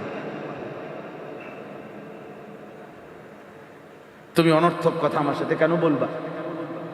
সময় যদি এমন হইতো যে তোমার যায় আমার যায় না, এমন তো 10টা যদি 10:30 বাজে, এই আধা ঘন্টা তো তোমারও 10:30, আমারও 10:30, তাহলে আমারও তো আধা ঘন্টা সময় নিলা তুমি, আমার আধা ঘন্টা তুমি কেন নষ্ট করলে? কোরআনুল কারীমের মধ্যে আছে ভাই, কোরআনুল কারীমের মধ্যে আছে প্রত্যেক নাফরমান বান্দা, পাপী বান্দা, আজকের নাফরমান, কোরআনুল কারীমের মধ্যে আছে সেদিন খোদার কসম বারবার আল্লাহর কাছে মৃত্যুর দিন থেকে শুরু করে জাহান্নামে বারবার বারবার মালাকুল মউত আজরাইলকে যেদিন দেখবে কোনো পাপী, কোনো নাফরমান, সেই দিন থেকে শুরু করে জাহান্নামের আগুনে ঢুকা পর্যন্ত, জাহান্নামের জ্বলা অবস্থায়ও লক্ষবার কোটিবার আল্লাহর কাছে একটু সময় আরেকবার দুনিয়ায় আসার জন্য ফেরত চাইবে। কোরআনে বহু আয়াত আছে এই কথা, কিন্তু হাজারবার কোটিবার চাইলেও আল্লাহ তাআলা আর কোনোদিন 1 মিনিট সময় দুনিয়ার আর ফেরত দিবেন, আর ফেরত দিবেন। হাত্তা ইযা জাআ আহাদাহুমুল মাউত ক্বালা রাব্বিরজিউন, আল্লাহ বলে নাফরমানের মৃত্যুর সময় যখন হয়, মালাকুল মউত আজরাইলকে যখন দেখে, তো তখন সে আল্লাহর কাছে বলে রাব্বিরজিউন, আল্লাহ কিছু সময়ের জন্য দুনিয়ায় ফেরত দেন। লাআল্লি আ'মালু সালিহান ফীমা তারাকতু, যে আমলগুলো ছুটে গেছে জীবনের, এবার যদি একটু সময় দেন আমি সেই নেক আমলগুলো করব। আল্লাহ বলবেন কাল্লা, কখনোই, আর কোনোদিন হবে না। মালাকুল মউত আজরাইলকে দেখাইয়া ফেললে আমি আর কাউকে ফেরত দেই না, আমি আর কাউকে ফেরত দেই না। একটা একটা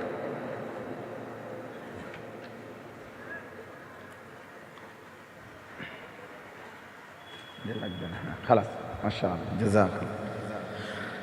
তো এইটা বলুন, কোরআনুল কারীমের মধ্যে আছে ওয়া আনফিকু মিম্মা রাযাকনাকুম। ওই ছেলে, এই বেটা বেয়াদব, মোবাইল তুললি কেন? এই বেটা ওঠ, বেটা ওঠ, বেটা বেয়াদব ওঠ, ওঠ বেটা, এখান থেকে ওঠ, গাদ্দার বেটা। কার সাথে ফাজলামি করো?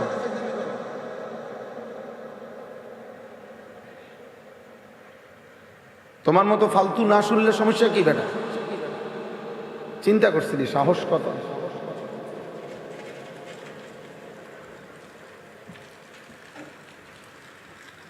আমি স্পষ্ট হয়েছি, আমি এটা মেনে নেই না কোনোভাবে। আমি দরকার আর ওয়াজে করতাম না আপনার এখানে, সমস্যা কি? কিন্তু আমি তো এটা নিষেধ করছি। আমি সুন্দর করে বলছি কিনা ভাই বলে, বুঝাইয়া বলছি কিনা? আবার আমার চলে যাওয়ার অনুমতি দিছে যে আপনি চলে যান, অসুবিধা কি? আমি নির্দিষ্ট কোনো সংখ্যা নিয়ে বয়ান করতে হবে এমন কোনো জরুরি না যে আমার শ্রোতা 1000-এর কম হইলে আমার জন্য লজ্জা, অপমান। না না, আমি তো স্পষ্ট আমার মনে আছে, বিগত দিনে এমনও সময় বয়ান করছি যেদিন আমার সামনে মাগরিবের পরে বয়ান যখন আমি শুরু করছি, একজন শ্রোতাও তখনও বসে নাই। কসম খোদা, আমি তখনও বয়ান শুরু করে দিছি। আমার জীবন 2, 4, 5, 10 জন মানুষের সামনে আমি ঘন্টার পর ঘন্টা বয়ান করছি। তো আল্লাহর জন্য বলা, আল্লাহর জন্য বলা। এইখানে যখন কিচ্ছু ছিল না, সামান্য কিছু, তখন আমি আসছি। এই জন্য আইসা বললাম ইসমাইল বাইরে, যেতটুকু আমার মনে আছে, বললাম যে বড়ই কই। ওই সময় উনি আমারে বড়ি খাওয়াইছিল। বললাম একটা কবর ছিল, সেটা কই? তাইলে আব্বা এটা আমাদের বুঝা উচিত। আল্লাহ তাআলা কোরআনুল কারীমের মধ্যে বলছে ওয়া আনফিকু মিম্মা রাযাকনাকুম মিন ক্বাবলি আন ইয়াতিয়া আহাদাকুমুল মাউত ফায়াকুলা রাব্বি লাউলা আখারতানি ইলা আজালিন করিব। এই একই কথা আল্লাহ তাআলা বলে, বান্দা আল্লাহর দেওয়া রিজিক থেকে এখন খরচ করো। সেদিন যখন মৃত্যু আসবে, সেদিন তুমিই বলবে আল্লাহ আমাকে একটু সময় দেন, ফাআসাদদাকা, আমি যা আছে সব আপনার রাস্তায় দান করে দিব। আল্লাহ বলবে না, আর দেব না। এই যে একটু সময় চাই। কোরআনুল কারীমের মধ্যে আছে, আল্লাহ তাআলা বলেন ওয়া আনযিরিন নাসা ইয়াওমা ইয়াতিহিমুল আযাব, ওয়া আনযিরিন নাস, হে নবী আপনি তাদেরকে কিয়ামত দিবসের আযাবের ভয় দেখান, যেদিন আল্লাহর আযাব আসবে। ফায়াকুলুল লাযীনা যালামু রব্বানা আখিরনা ইলা আজালিন করিব। সেদিন হাসরের মাঠে পাপী বলবে, আল্লাহ একটু সময়ের জন্য দুনিয়ায় ফেরত যেতে দেন। নুজিব দাওয়াতাকা, যদি দুনিয়ায় ফেরত যেতে দেন আপনার কথাগুলো মেনে নেব। ওয়া নাত্তাবিউর রাসূল, আপনার রাসূলের আনুগত্য করব। আমারে আরেকবার যাইতে, আমি ভুল করে ফেলছি, আমি ভুল করে ফেলছি। হাসরের ময়দানে বলবে। কোরআনুল কারীমের মধ্যে আছে ওয়ালাউ তারা ইদিল মুজরিমুনা নাকিসু রুউসিহিম ইনদা রাব্বিহিম। আল্লাহ বলে, বন্ধু আপনি নিজ চোখে দেখবেন হাসরের ময়দানে নাফরমান নিজেদের মাথা নুয়ে আমি আল্লাহর সামনে দাঁড়িয়ে থাকবে আর বলবে, রব্বানা আবসারনা ওয়া সামি'না ফারজি'না না'মাল সালিহান ইন্না মুকিনুন।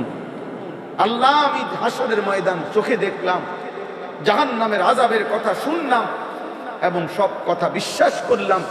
ফারজি'না, একবারের জন্য দুনিয়ায় ফেরত যেতে দেন, না'মাল সালিহান, নেক আমল করুন। আল্লাহ বলবে, না হবে না বান্দা, আর হবে না, আর হবে না। কোরআনুল কারীমে আল্লাহ তাআলা বলেন, প্রত্যেক জাহান্নামী জাহান্নামের ভীষণ আগুনে যখন টকবক করবে, উতরাবে, এই উতরানো অবস্থায়, ঢেউ খেলা অবস্থায় জাহান্নামের আগুনে আল্লাহ তাআলার কাছে বলবে, আল্লাহ, এক নম্বরে বলবে, আল্লাহ আমাকে মৃত্যু দিয়ে দেন। আল্লাহ বলবে, লা ইউকদা আলাইহিম ফায়ামুতু, না নাফরমান আর কোনোদিন মৃত্যু হবে না। এবার বলবেন, হে আল্লাহ আপনি আমাকে তাইলে আযাব একটু কমিয়ে দেন, একটু বিরতি দেন, সপ্তাহে একদিন হোক, 24 ঘন্টায় 10টা মিনিট হোক, 2টা মিনিট হোক, আমার একটা বার আগুন বিহীন নিঃশ্বাস ফেলতে দেন। আমি যার পারছি না মাওলা এই আগুন সইতে। ইয়াউমা তুকাল্লাবু বুজুহুহুমুন নার, আল্লাহ বলে, বান্দা তোদের চেহারা, তোদের গাল জাহান্নামের আগুনে উলট পালট করা হবে। বান্দা বলবে, আল্লাহ একটু একটু ছাড় দেন। আল্লাহ বলবেন, ওয়ালা ইউখাফফাফু মিন আযাবিহা, না বান্দা 1 সেকেন্ডের জন্য জাহান্নামের আগুন বিরতি হবে না, 1 সেকেন্ড না, আর না। 3 নম্বরে এবার জাহান্নামী বলবে, রব্বানা আখরিজনা না'মাল সালিহান গায়রাল্লাযী কুননা না'মাল। আল্লাহ তাহলে আমার একটা বারের জন্য দুনিয়ায় ফেরত যেতে দেন, যে আমলগুলো ছুটে গেছে করি নাই, এবার গেলে সেই আমলগুলো করব। প্রিয় ছেলেরা, বা কেউ তোদেরকে বলবে, রে বাপ, মোবাইল তোদের এক একজনের চরিত্র কুত্তার মতো বানায় ফেলছে। নারী দেখতে দেখতে, উলঙ্গ ছবি দেখতে দেখতে, জিনা আর ব্যভিচারের দৃশ্য দেখতে দেখতে তোদের চেহারা কালো বানায় ফেলছ। চেহারা দেখলেই বোঝা যায় জীবনটা জানোয়ারের মতো, হাইওয়ানের মতো।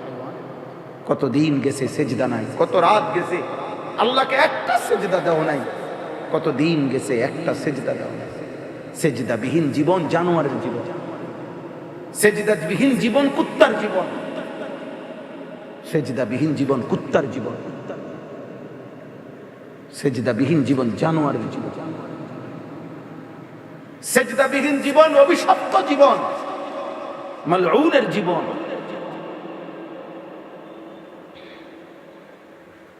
কেউ মনে করায় নাই অশ্লীলতা, গুনাহ, নাফরমানি পাগল বানায় দিছে, তোমার পাগল বানায় দিছে। বাপ তোমার মুসলমান, চুল তোমার বেঈমান, পরিচয় তোমার মুসলমান, কিন্তু চোখে তোমার শুধুই নাফরমান, নারী, ছবি, জিনা, ব্যভিচার, অশ্লীলতা, বেহায়াপনা। তো আল্লাহ তাআলা বলবেন, আওয়ালাম নুআম্মিরকুম মা ইয়াতাযাক্কারু ফীহি মান তাযাক্কারা। আল্লাহ বলবে, বান্দা যেটুকু সময় দিলে ইবাদত করতে পারতা ওইটুকু সময় আমি দিয়েছি। আওয়ালাম নুআম্মিরকুম, জোহরের ওয়াক্ত আমি দেই না? আমি কি তোমাকে হায়াত দেই না? ফজরের ওয়াক্ত আমি দেই না? আমি কি আসরের ওয়াক্ত দেই নাই? আমি কি সময় দেই নাই? 1টা বাজে আজান হয়েছে জোহরের, 4:30 বাজে আসরের আজান হয়েছে, 3.5 ঘন্টায় কি জোহরের নামাজ পড়তে পারতা না? 1.25 ঘন্টায় কি 4 রাকাত ফজরের নামাজ পড়তে পারতা না? 5 ঘন্টায়ও কি এশার নামাজ পড়তে পারতা না? আমি কি সময় দেই নাই? কোন সময় চাচ্ছ? আমি তো সময় দিয়েই আনছি খবরে, আমি তো সময় দিয়েই আনছি না ফরমান। ওয়াজাআকুমুন নাদির, শুধু সময় দেই নাই, লক্ষবার কোটিবার আমি আল্লাহর পক্ষ থেকে আমার ভয় প্রদর্শনকারী বান্দা, এক জমানা নবী রাসূল, আরেক জমানা উলামা আউলিয়া আমি তোদের কাছে পাঠিয়েছি। কেন আমার কথা পাত্তা দিলা না সেদিন? আমি কি কথাটা একবার বলছি? মসজিদের আজান কি একবার হয়েছে? 30 বছরে কি একবার আজান হয়েছে? 10 বছরে একবার আজান হয়েছে? 365 দিনে একবার আজান হয়েছে? ফাযুকু, অতএব এখন হবে না। ফাযুকু, জাহান্নামের আযাব ভোগ করো। ফামা লিয-যালিমিনা মিন নাসীর, আল্লাহ বলেন আজ এই পুরা হাসরে জাহান্নামে কোন নাফরমানের জন্য কোনো বন্ধু, সঙ্গী, সাহায্যকারী আর মিলবে না, আর মিলবে না।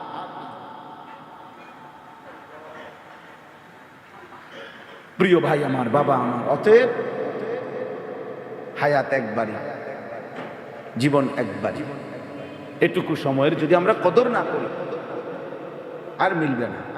এজন্য বললাম রাত এবং দিন পার হচ্ছে, ঘন্টা, মিনিট, সেকেন্ড চলেই যাচ্ছে, চলেই যাচ্ছে আমাদের জীবন থেকে। প্রতি ঘন্টা, প্রতি মুহূর্ত, প্রতি মিনিট, প্রতি সেকেন্ড অনাদরে, অবহেলায় আমাদের হায়াত থেকে হারিয়ে যাচ্ছে।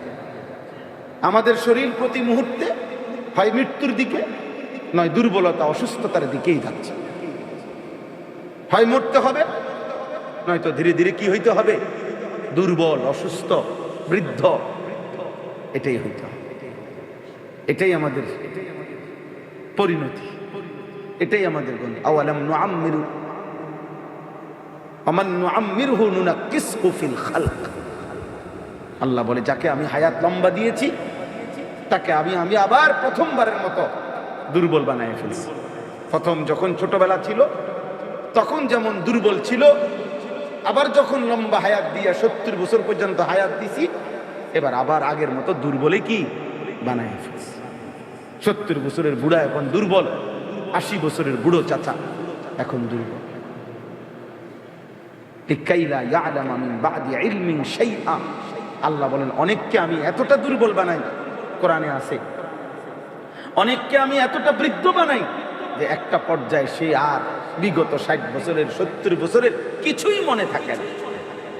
লা ইয়ালামা মিন বাদি ইলমিন শাইআ, আর কিছুই বলতে পারে না, আর কিছুই জানে না। এটাকে আরজালুল উমর বলে, একেবারেই শেষ অবস্থা, শেষ বয়স, যে বয়সে আর কোনো স্মৃতিশক্তি কাজ করে না, ব্রেন কাজ করে না। তাইলে কথার প্রসঙ্গে আমি বললাম, এটা আমাদের প্রত্যেকের উচিত আমাদের হায়াতের কদর করা। আল্লাহ আমাদেরকে তৌফিক দান করে। নবীজি সাল্লাল্লাহু আলাইহি সাল্লাম বলছেন, নি'মাতানে মাগবুনুন ফীহিমা কাসীরুম মিনান নাস আস-সিহহাতু ওয়াল ফারাগ। দুইটি নিয়ামত এবং বান্দার কাছে যখন থাকে সে ধোঁকা খায়, কদর করে, সে মনে করে আছে তো শেষ হবে না। আল্লাহ বলে যতক্ষণ এই দুইটা নিয়ামত থাকে, নবীজি বলেন সে ধোঁকা খায়, মাগবুন, সে প্রতারিত হয়, ধোঁকা খায়। একটা হলো as-sihhatu, সুস্থতা। সুস্থতা যখন থাকে সে মোটেই বুঝতে চায় না একদিন অসুস্থ হবে, একদিন দুর্বল হবে, একদিন চোখের শক্তি, কানের শক্তি, হাত পায়ের শক্তিগুলো ক্ষয়ে যাবে, এটা তার মনে থাকে। আর 2 নাম্বার হলো ওয়াল ফারাগ, যখন তার অবসর আছে, সুযোগ আছে মেহনত করার, ইবাদত করার, তখন সে ধোঁকা খায়। এখনো বহুত সময় বাকি, এখনো মাত্র 14 বছর, এখনো মাত্র 16 বছর, এখনো মাত্র 20 বছর, এখনো মাত্র উঠতি বয়স, ধোঁকা খায়, ধোঁকা খায়। আল্লাহ নবী সাল্লাল্লাহু আলাইহি সাল্লাম বলেন এই 2 নিয়ামত পেয়ে বান্দা ধোঁকা খায়।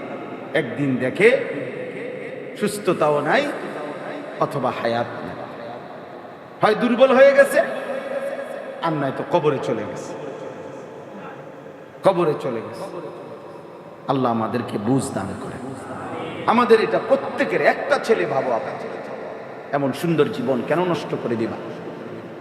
এমন হায়াত কেন নষ্ট করে দিবা? ধরে নাও এই সমাজের কেউ তোমার দিকে, তোমারে কেউ ধরতে পারলো না, ছুঁইতে পারলো না, তোমার চুল দেখা, চেহারা দেখা, তোমার এই অসৎ বেঈমানের মতো চুল চেহারা দেখে তোমাদের অনেক যুবককে আব্বা মানুষ কলিজা দিয়া ঘৃণা করে, এজন্য কেউ ডাকে না, কেউ ফিরাইতে চায় না, মনে করে যে এই চুল চেহারা আর সাথে যে 2-3টা দোস্ত তার সাথে, এগুলা চোর না, ডাকাত, সন্ত্রাসী না, চাঁদাবাজ, কোনটারে ধরে বয়, কোনটারে কোপ দিয়া লায়, বাধ্য তার মতো সে নষ্ট হয়ে যাক, ফেলে দাও। পচা জিনিস ধরতে নাই, নষ্ট জিনিস ধরতে নাই, ডাকতে নাই, আবর্জনা ঘরে রাখতে নাই, বাদ দাও, বখাটের মতো চলো। যার কারণে এই সমাজ তোমাদের অসংখ্য ছেলেকে ভুলে গেছে রে বাপ, ভুলে গেছে। কেউ আর ডাকে না, কেউ ডাকে না। আলহামদুলিল্লাহ, আমার ছোট্টবেলায় মনে আছে, আমাদের ছোটবেলায় দুপুরবেলা পুকুরে গোসল করতে গেছি, তো আমাদের নানার বাড়িতে একটা বট গাছ ছিল, বট গাছের একটা ডাল ছিল পুকুরের পাশে, এটা দিয়ে বারবার উঠতাম আর লাফ দিতাম পানি, ফলে গোসল করতে দেরি হয়েছে। কমপক্ষে 5 জন আইসা, একবার ছোট মামা, একবার বড় মামা, একবার মামা তো ভাই, এমন আপন জন অথবা গ্রামের স্বাস্থ্য নানা, ওনারা পর্যন্ত ডাক দিয়া দিয়া উড়াই দিছে, ওঠ দুষ্টামি করস, এখনো এতক্ষণ লাগেনি গোসল করতে। তো 5 জনে উঠাই দিছে। আমাদের গোসলের এই দেরিটাকে ওনারা মনে করছে আমরা দুষ্টামি। এটা সৌভাগ্য আব্বা, এমন অভিভাবক জুটছে যাদেরকে ফেরাইয়ে দিছে। আর এখন দুর্ভাগ্য, তোমাদের দুর্ভাগ্য, 365 দিনে খোদার এক বছরে মুসলমান মা বাবার ঘরে ঘুমাইয়া এমন দুর্ভাগা যে কেউ তোকে কোনোদিন একদিন ফজরের নামাজের জন্য কেউ ডাকে নাই যে হায় মুসলমানের সন্তান আল্লাহকে সেজদা করবি কোন দিন। তোর দুর্ভাগ্য, তোর কপাল খারাপ, তোর বন্ধ কপাল, তোর কপাল বন্ধ, তোর কপালে এমন মা জোটে নাই, তোর কপালে এমন বাবা জোটে নাই। আফসুস বেটা, আফসুস, আফসুস, দুর্ভাগ্য এটা। বাপে অপেক্ষা আছে, বাপ অপেক্ষায় আছে, একটু বড় হয়ে গেল, পয়সা কামানোর টাইম হইতে আছে, পয়সা কামাই করা মুতারি দিয়ে হয় বিদেশ নয় দেশ। টেহার দরকার, টাকার দরকার। কত লাগবো কোন বিদেশ যাইতে? 12 লাখ, 15 দিনের ভিতরে ব্যবস্থা করে। 18 লাখ, অসুবিধা না, টাকার দরকার। তে আমার টাকা উপার্জনের বেশি না, তারে আমি কামে লাগাই, তাহলে আমার বাইক বিল্ডিং হইব, জমি কিনতে পারবো, বুঝেন নাই? তো তুমি যেমন তোমার মা বাবার কলিজার মধ্যে তোমার জন্য স্বপ্ন থাকে। আফসোস, আমি বিদেশ যাইতে খারাপ বলি নাই, বিদেশ যাওয়া নিষেধও বলি নাই। কোরআনুল কারীম আল্লাহ বলছে ফামশু ফি মানাকিবিহা, আমার জমিনের যেখানে মন চায় তুমি সেখানে যাও। কিন্তু আল্লাহ ভুললা কেন? নামাজ ভুললা কেন? মালিক ভুললা কেন? আল্লাহ শুধু বলছে অকুলু মির রিজকি, পৃথিবীর যেখানে মন চায় আমার রিজিক তুমি ভোগ করো, কিন্তু ওয়া ইলাইহিন নুশুর, শুধু এতটুকু মনে রেখো আমি আল্লাহর কাছে ফিরতে হবে। কার কাছে ফিরতে হবে? আল্লাহর কাছে ফিরতে হবে। আল্লাহ বলছে কুল হুয়াল্লাযী যারাআকুম ফিল আরদ ওয়া ইলাইহি তুহশারুন, হে নবী আপনি বলেন এই বিশ্বময় আমি আল্লাহ তোমাদেরকে ছড়িয়ে দিয়েছি। 800 কোটি মানুষ আমি এক জায়গায় দাঁড় করায় রাখি নাই, 18 কোটি বাংলাদেশের মানুষ আমি এক জায়গায় রাখি নাই। আমি আল্লাহ সিস্টেম করে, কেউ কুমিল্লা, কেউ সিলেট, কেউ চিটাগাং, কেউ উত্তরবঙ্গ, আমি ছড়িয়ে দিয়েছি। বর্ণে ভিন্ন, রত্নে ভিন্ন, ভাষায় ভিন্ন, পৃথিবীময় আমি ছড়িয়ে দিয়েছি। তবে এটা মনে রেখো আবার ওয়া ইলাইহি তুহশারুন, আমি আল্লাহর নিকটেই আবার হাসরের মাঠে আমি জমা করে ফেলব, আমি গুটাইয়ে ফেলবো, আমি একত্র করে ফেলব। এজন্য দোস্ত আল্লাহর থেকে ছুটবা কেমনে? আমারে না তো, আমার থেকে না, তুমি আড়াল হইলা, এই মানুষ থেকে আড়াল হইলা তোমরা। নারী দেখতে গিয়ে পৃথিবীকে আড়াল করলাম। আল্লাহ আমাদেরকে তৌফিক দান করেন, আজকের এই মাহফিল কবুল করেন। আগামীকালকেও এই মাহফিল হবে, বলেন আলহামদুলিল্লাহ। আমাদের প্রিয় ভাই, বাংলাদেশের প্রথিতযশা আলেমে দ্বীন, আমাগো কলিজার টুকরা, ভালোবাসার মানুষ, যার বয়ান আমরা শুনি, যারে আমরা মহব্বত করি। গত কিছুদিন আগে, 15-20 দিন আগে, এই মৌলানা আগামীকাল আপনাদের এখানে যিনি আসবেন ইনশাআল্লাহ, আল্লামা মুফতি আরিফ বিন হাবিব, বলেন আলহামদুলিল্লাহ। আমাদের সন্তান, আমাদের কুমিল্লার চান্দিনার সন্তান, আলহামদুলিল্লাহ আলহামদুলিল্লাহ। আমি গত 20-25 দিন আগে মনে হয় আমি উনারে আমার মাদ্রাসায় আগামীকাল 9 তারিখ মাসিক ইসলাহি মাহফিল, প্রত্যেক মাসের দ্বিতীয় শনিবার, কালকে সেটা ইসলাহি মাহফিল। তো আমার মাদ্রাসা, আমি হঠাৎ ভাবছিলাম গত 20-25 দিন আগে, উনি মাঝে মধ্যে আমার মাদ্রাসায় আসছে কয়েকবারই। তাই আমি ভাবছি বৃষ্টি বাদলের টাইম, হেরে একটা ফোন দিয়ে দেখি ওনারে, যদি সুযোগ থাকে আমার মাদ্রাসায় আগামীকালকের মজলিসের জন্য বয়ান করবে। এইটা বলতাম বললে ফোন দিছি, ওনার ড্রাইভারের সাথে কথা বলাই, ওনার সাথে কথা বলছি, বলার পরে আমার বলতেছে, হুজুর এমনি এমনি এই কৈকুরি ইব্রাহিমিয়া রজবি ওই মাদ্রাসায় আমার শেষ বয়ান, এই 9 তারিখ, এই কালকের কথা উনি বলতেছেন। তো আমি তো হুজুর আসতে পারতাম না। তো ঠিক আছে, আমি বললাম তো ঠিক আছে, এরপরে কোন, তো পরে জুন মাস, সামনের মাসের 13 তারিখ, এটাও দ্বিতীয় শনিবার আমাদের মাদ্রাসার ইসলাহি মাহফিল, উনি আসবেন। তো আমি তখন শুনছি মানে ওনার যে এখানে দাওয়াত কালকের, তোরা আমি বললাম আচ্ছা সেখানে তো আমারও দাওয়াত আছে। তখন আমরা আবার ডায়েরি দেখে বললাম যে ও নিশ্চয়ই 2 দিন ব্যাপী মাহফিল, মানে এটা আমি জানতাম না 2 দিন মাহফিল। তো সেই হিসাবে শুনছি যে ওইখানে আমি ওই দিনই শুনছি এই মাহফিল 2 দিন ব্যাপী। আর তখনই মনে হয়েছে ওনার নামই ইসমাইল ভাই, 2 দিন ব্যাপী মাহফিল যে করবে উনি, আর উনি মেহনতি মানুষ, উদ্যমী মানুষ। আল্লাহ তাআলা তার এই ফিকির মেহনত কবুল করে নেন। আলহামদুলিল্লাহ রাব্বিল আলামিন। আল্লাহুম্মা আনতাস সালাম ওয়া মিনকাস সালাম, তাবারাকতা ইয়া যাল জালালি ওয়াল ইকরাম। ইয়া রাব্বি লাকাল হামদু কামা ইয়ানবাগি লিজালালি ওয়াজহিকা ওয়া আযীমি সুলতানিক। ওয়া সাল্লি আলা মুহাম্মাদিন কামা হুয়া আহলুক ওয়াফআল বিনা খায়রান কামা আনতা শানুক। ইয়া আরহামার রাহিমিন, ইয়া আরহামার রাহিমিন, ইয়া আরহামার রাহিমিন। রব্বানা যালামনা আনফুসানা ওয়া ইল্লাম তাগফির লানা ওয়া তারহামনা লানাকুনান্না মিনাল খাসিরিন। রব্বানা আতিনা ফিদ দুনিয়া হাসানাহ ওয়া ফিল আখিরাতি হাসানাহ ওয়া কিনা আযাবান নার।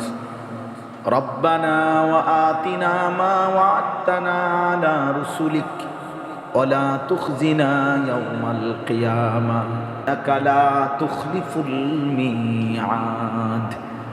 রব্বানা ইসরিফ আন্না আযাবা জাহান্নাম ইন্না আযাবাহা কানা গারামা ইন্নাহা সাআত মুস্তাকররান ওয়া মুকামা। রব্বিরহামহুমা কামা রব্বায়ানি সগীরা। রব্বানা হাব লানা মিন আজওয়াজিনা ওয়া যুররিয়াতিনা কুররাতা আ'য়ুন ওয়াজআলনা লিল মুত্তাকিনা ইমামা। রব্বি জাআলনি মুকিমাস সালাতি ওয়া মিন যুররিয়্যাতি রব্বানা ওয়া তাকাব্বাল দুআ। রব্বানা ইগফিরলি ওয়া লিওয়ালিদাইয়া ওয়া লিল মুমিনিনা ইয়াওমা ইয়াকুমুল হিসাব।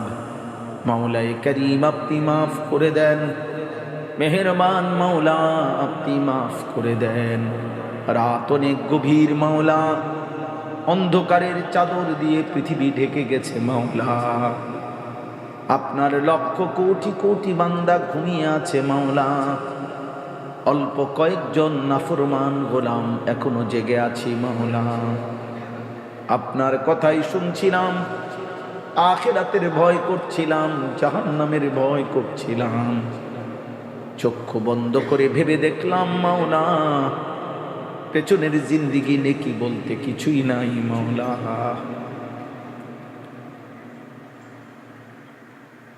কত রাত গেছে মাওলা, আপনাকে একটা সেজদাও দেই নাই। কতদিন গেছে মাওলা, আপনাকে একটা সেজদাও দেই নাই। এত নাফরমানি সত্ত্বেও আপনি রিজিক বন্ধ করেন নাই, নিঃশ্বাস বন্ধ করেন নাই, আলো বাতাস বন্ধ করে দেন নাই। মাওলা আপনি মাফ করে দেন, মাফ করে দেন, মাফ করে দেন, মাফ করে দেন, মাফ করে দেন, মাফ করে দেন।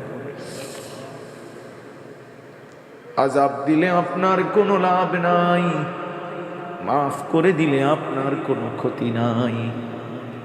মাফ করলে আপনার ভান্ডারে কমবে না রে মাওলা, মাফ না পেলে আমাদের উপায় থাকবে না রে মাওলা। এত গুনাহ নিয়ে কবরে যাব কেমনে রে মাওলা, হাসরের ময়দানে দাঁড়াবো কেমনে রে মাওলা। মদিনার বন্ধুর সুপারিশ চাইব কেমনে, হাউজে কাউসারের পানি চাইব কেমনে মাওলা। মাফ করে দেন আল্লাহ, আপনি মাফ করে দেন, আমাকেই মাফ করে দেন, মা বাপকে মাফ করে দেন, আত্মীয় স্বজনদেরকে মাফ করে দেন, স্ত্রী সন্তানদেরকে মাফ করে দেন, ভাই বোনদেরকে মাফ করে দেন, দোস্ত আহবাবদেরকে মাফ করে দেন, পাড়া পড়শি মহল্লাবাসীকে মাফ করে দেন, সমস্ত কবরবাসীদেরকে মাফ করে দেন। কিয়ামত পর্যন্ত কবরের আযাব মাফ করে দেন, কবরগুলোকে জান্নাতের টুকরা বানিয়ে দেন, আপনার নূরে রহমত দ্বারা ভরপুর করে দেন। অসুস্থ বিমারি যারা শিফা করে দেন, শিফায়ে কামেলা আজেলা দান করেন।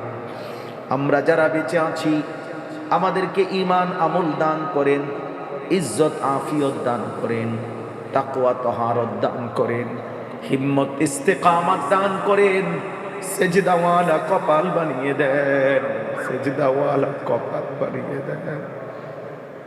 একটা যুবকরেও বঞ্চিত কইরেন না রে মাওলা, একটা ছেলেকেও মাহরুম করবেন না রে মাওলা, একটা মেয়েকেও বঞ্চিত কইরেন না, একটা বোনকেও সেজদা থেকে মাহরুম কইরেন না রে মাওলা। আল্লাহ আল্লাহ আল্লাহ আল্লাহ আল্লাহ, সেজদাওয়ালা কপাল বানিয়ে দেন, কাঁদনেওয়ালা চোখ বানিয়ে দেন, জিকিরওয়ালা জবান বানিয়ে দেন, মোহব্বতওয়ালা দিল বানিয়ে দেন, সুন্নতওয়ালা জীবন বানিয়ে দেন। আপনার ভালোবাসা দান করেন, আপনার মোহব্বত দান করেন, শরাবে মোহব্বত পিলা দে খুদায়া, मोहब्बत की आतश जला दे खुदाया। আল্লাহ আল্লাহ, মদিনার বন্ধুর ভালোবাসা দান করেন, সুন্নাতের ভালোবাসা দান করেন, আগামী জীবন সুন্দর করে দেন, আমল আখলাক ওয়ালা জিন্দেগি দান করেন। আল্লাহ আল্লাহ, হালাল রুজি রোজগার করবার তৌফিক দান করেন, হারামের রোজগার থেকে বাঁচান, হারামের লোকমা থেকে বাঁচান, বাঁচান মাওলা। আল্লাহ আপনি দয়া করেন, আপনি দয়া করেন মাওলা। রাত গভীরে বিশেষ ফরিয়াদ, আপনার ঘর দেখবার তৌফিক দান করে। ওই চোখ কবরে নিয়েন না, কালো গিলাফ না দেখাইয়া রে মাওলা। মদিনার রওজায় না দাঁড় করিয়ে কবরে নিয়েন না। আল্লাহ যে চোখ আজও দেখে নাই, তার চোখ আপনি দেখাইয়া শান্ত করে দেন, শান্ত করে দেন। আল্লাহ আপনি তৌফিক দান করেন। এই মুহূর্তে লক্ষ লক্ষ হাজী সাহেবান আপনার ঘরের চারদিকে ঘুরছে মাওলা। আল্লাহ ওনাদের হজ কবুল করে নেন, তাওয়াফ কবুল করে নেন। আল্লাহ ওনাদের প্রতিটা দোয়ায় আমাদেরকে শরীক রাখেন মাওলা। আল্লাহ খাস করে রাত গভীরে ফরিয়াদ করছি, এই মাদ্রাসাখানা আপনি কবুল করে নেন, কবুল করে নেন, কবুল করে নেন। আপনি চাইলে সব হবে, আপনি না চাইলে কিছুই হবে না রে মাওলা। আপনি দয়া করলে সব হবে মাওলা। আল্লাহ একটা পূর্ণাঙ্গ জামিয়া আপনি কবুল করে নেন। মুসলমানের কন্যা বোন মেয়েদেরকে শতভাগ পর্দা পুশিদায় রক্ষা করে আল্লাহ ঈমান আমল আখলাকের হেফাজত করে দ্বীন শেখার তৌফিক দান করেন। আল্লাহ সংশ্লিষ্ট সকলকে তাকওয়া দেন, আপনার ভয় দান করেন, গুনাহমুক্ত পরিবেশ দান করেন। আল্লাহ মাদ্রাসা কবুল করে নেন। প্রথম দিন থেকেই পর্যন্ত যে যা দান করেছে প্রতিটা দানে আপনি লক্ষ কোটি গুণ বরকত দান করেন। বাকি প্রয়োজনটাও আপনি পূরণ করে দেন। আল্লাহ ভবনের কাজ সহজ করে দেন, আপনি সমাধান করে দেন। শত শত মুসলিম কন্যা বোনদের দিন শিখবার ইন্তজাম করে দেন। আল্লাহ আল্লাহ আল্লাহ আল্লাহ আল্লাহুম্মা কফিনা বিহালালিকা আন হারামিক ওয়া আগনিনা বিফদলিকা আম্মান সিওয়াক। আল্লাহুম্মা লা সাহলা ইল্লা মা জাআলতাহু সাহলা ওয়া আনতা তাজআলুল হাজনা ইযা শি'তা সাহলা। আল্লাহুম্মা লা মানি'a লিমা আ'তাইতা ওয়া লা মু'তিয়া লিমা মানা'তা ওয়া লা ইয়ানফা'ু যাল জাদ্দি মিনকাল জাদ। আল্লাহ আমাদের মাদ্রাসাগুলো কবুল করে নেন, কবুল করে নেন, কবুল করে নেন। সারা পৃথিবী শান্ত করে দেন, আমার দেশকে নিরাপদ করে দেন। আল্লাহ পশ্চিমবঙ্গের মুসলমানদেরকে হেফাজত করেন। আল্লাহ আবারও জুলুম শুরু হয়েছে রে মাওলা।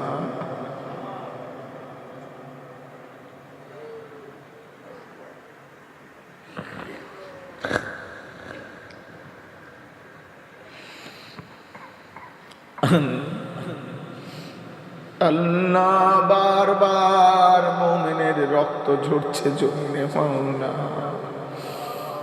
বিজয় আসবে কোন দিন মাওলা?